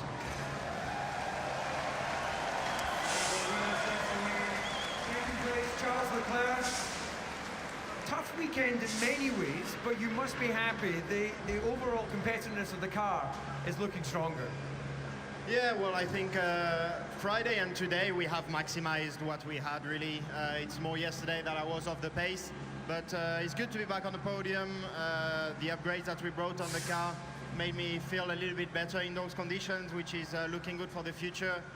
The team has done an excellent job by bringing these upgrades earlier, so that's great. But obviously there's still a lot of work to do because Max and Checo too had a lot of pace. We saw a super aggressive first lap from you, up into turn 3, down into turn 4. You were really looking to try and find a way past Max. Yeah, we are struggling quite a lot in dirty air, so I was just trying to get the track position, even though we knew that on the long term, for the whole race, it would have been difficult to keep Max behind with the race pace he had. But I tried, and it wasn't enough. But at least, yeah, it's good to be back on the podium, especially after the last few races that have been a bit more difficult. For the Ferrari fans around the world, it was super close on Friday qualifying. We move forward 1 week from now to the British Grand Prix. Very different racetrack. What can we expect from the team there? Yeah, it's together with Austria, actually. These are my two favorite tracks that are non-city tracks. And in Silverstone, we always had great results. So hopefully we can take advantage of the new upgrades we have on the car and be a bit more of a challenge to the Red Bulls. Charles, thank you, and congratulations in second. Thank you very much. And a third place finisher and a fantastic comeback from a difficult Friday qualifying. Checo, you must be very happy with that third place. Yeah, I'm really happy. You know, it's been a very difficult weekend for me personally. Physically, I have been really weak. You know, I was sick on Thursday, so it hasn't been an easy weekend. You know, high fevers, no sleep during the weekend. So great recovery from the team and fantastic strategy, and we had great pace. A great battle between yourself and Carlos Sainz and the other Ferrari.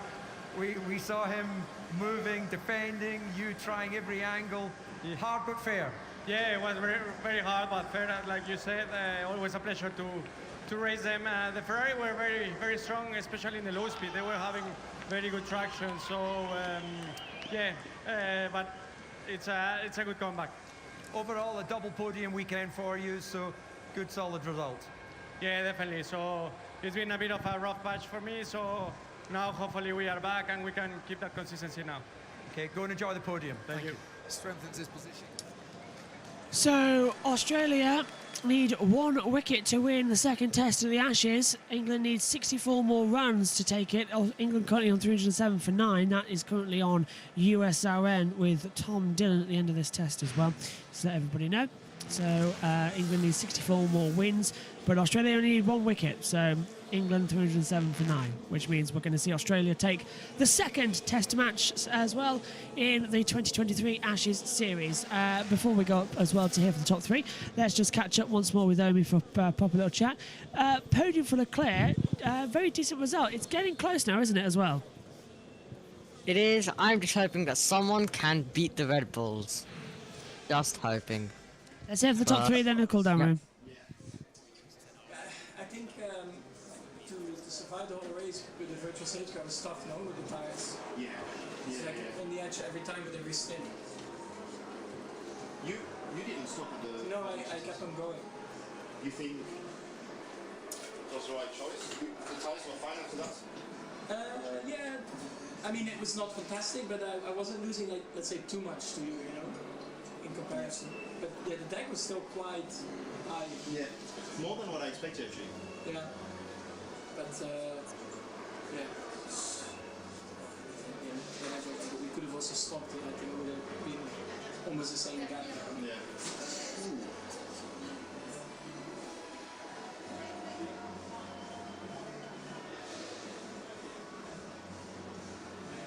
Where was coming the deck for you? Front or Rear. Yeah. Rear. Turn 3 was really tricky. Slippery, huh? Yeah. The rear side, I was really struggling. You did medium, hard. Mm-hmm. But the hard was not good. It was not amazing. No. Why did you finish on hard? Hard. You stopped more or less at the same time as I did, no?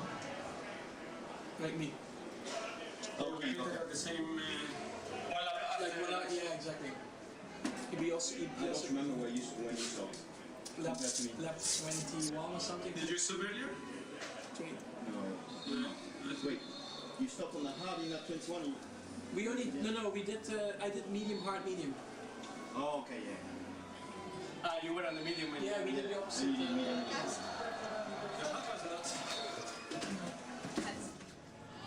Nice to hear from them there as well. We're on a quick off, by the way, after this race, so we'll hear from Jess as well and get everything sorted. Let's have a quick look at the chat then. Who enjoys these races? It's just sad to watch at this point. The first half of the race was great, then it just sort of died out. But it will something will change. We will see a change soon as well. Don't worry, there will be a development point coming soon for Formula One. Onto the podium then, Sergio Perez in second in third place. In second, Charles Leclerc as well. Perez's 30th career podium, Charles Leclerc's 26th. But for podium 86 and win number 42, Max Verstappen once again is so dominant here in the Grand Prix of Spielberg. And it is win 101 for Red Bull. Their 247th and 8th podium, the Dutch national anthem.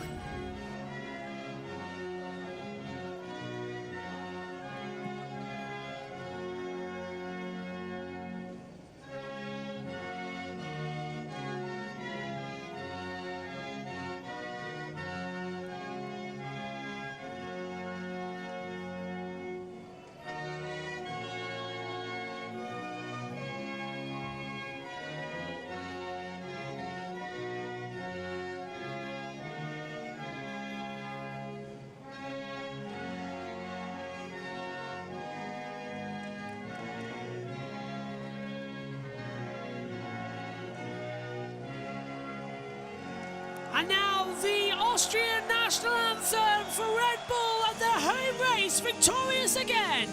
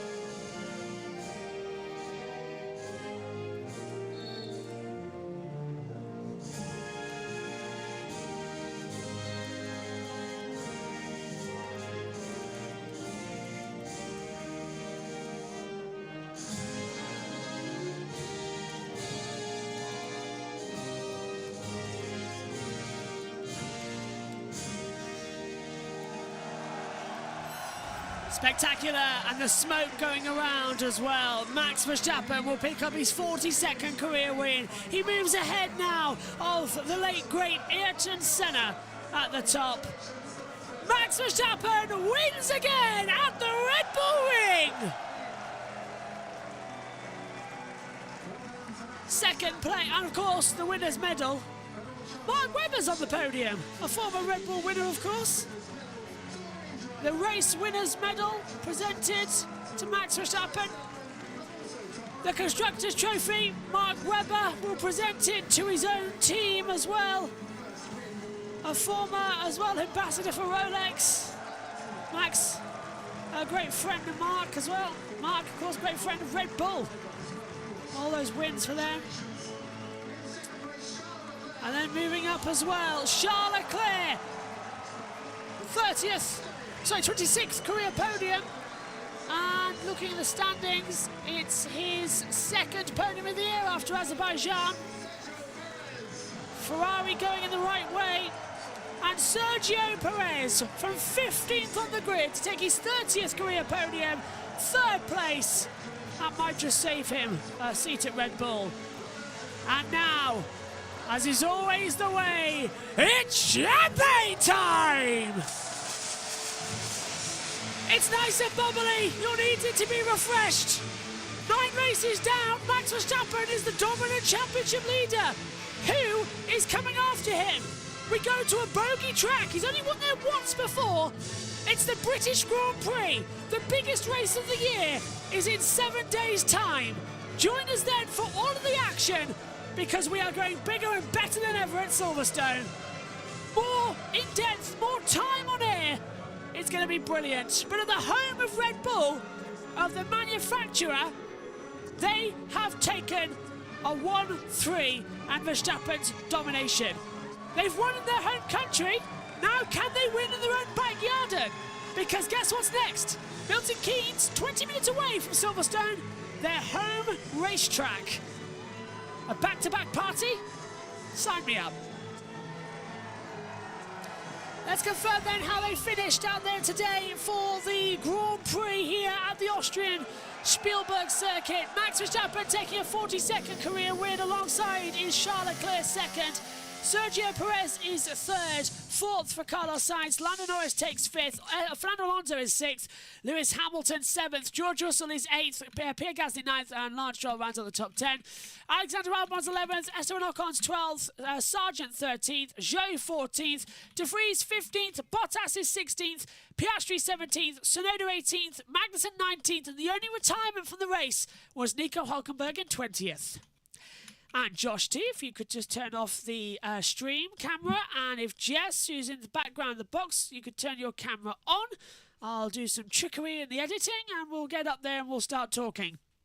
Are you there, Jess? I am. Hello. I'm just getting my camera on. No worries, no worries. I've just got to find Josh T now. There we are, all getting sorted. Just got to get us in the right positions, and then we could talk about it. An interesting race then. Fantastic action once again. The first, I don't know how much of the race you saw because you were covering EERC, Jess, but the first 40 laps was brilliant, and the last... Which I missed. I missed the first 40 laps. So you've come in. Well, actually, we had a problem as well with USRN. We had to go off USRN and stay on YouTube because the computer crashed on lap 40. Literally, from that moment on, everything just sort of went dead in the race. So it's like a natural stopping point for us all. But yeah.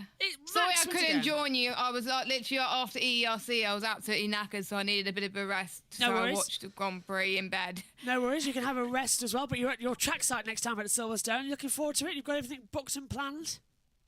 I'm really excited. I can't wait. It's gonna be fun. I hope someone other than Red Bull win, but yeah, I want it to come already. It's gonna be great, and I'm gonna watch a majority of the support series as well. So I'm not just here for F1, but yeah, haven't figured out what we're gonna be doing on the stream yet. No idea. Maybe it's just you walking around the paddock, holding your phone around. Walking around the fan areas on Friday. Yeah, that's what I'm allowed to do. That's all she's allowed. Yeah, all you're allowed to do is the track area, which is the fans and that lot. And maybe get Matt, P1, and Tommy on there as well, because they're on the grandstand Sunday morning, in between the races. Josh T, then another Max domination, but only by 5 seconds. Late call into the pit lane. That was tight and risky because it could have anything could have happened, but. Are they getting a bit reckless to do that? They could have just let it go.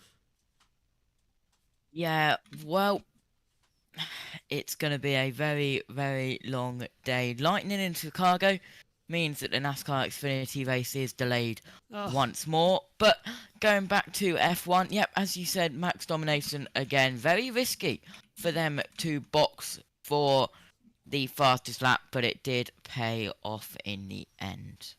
And Omi, you've got to be at least a bit happy. Ferrari actually on the podium with Leclerc second and Sainz in fourth. It's been a good day for Ferrari at a track where we thought they might throw it away. However, that safety car and the virtual safety car came with it. They should have pitted, and they should have. They did it. They did, but they did the wrong strategy. They should have put hards on. Do you reckon it's a lost goal then for them? Yeah. Are you at least happy they've got a podium? Best result then for Leclerc of the year, a second. Don't care about second or third or fourth or fifth or sixth or seventh or eighth. Continuous. Okay, let's get on then. Simons with Christian Horner. It was crucial, particularly for Checo's race, and then we just had a great pace. And of course, there was a bit of risk in that last pit stop to take the fastest lap. But the boys have been in such great form all weekend that we thought it was worth the risk. Well, Max didn't pit during the VSC phase. He then got a pit stop for free, and then he did another one at the end for free. So is anyone going to stop him at this point? Well, look, I think he's in incredible form, and the team's operating at such a high level that, the win yesterday, the win today, that now matches, I think, our best in-season run of results. So, an incredible performance. So, we just want to keep it going.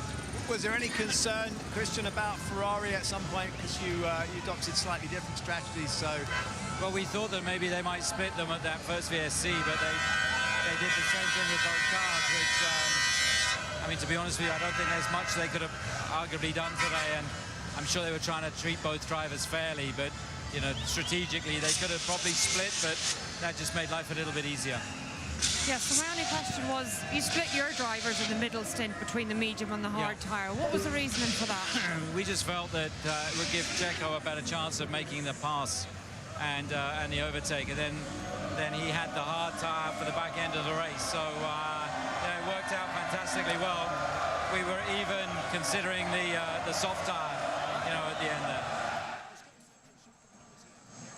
Party atmosphere in the background as well. Let's go for a wrap-up. Trying to hear actually how much there is in the background. This looks fantastic. Okay, right. My thanks to Jess, my thanks to Josh, and my thanks to Omi, my thanks to Megan as well.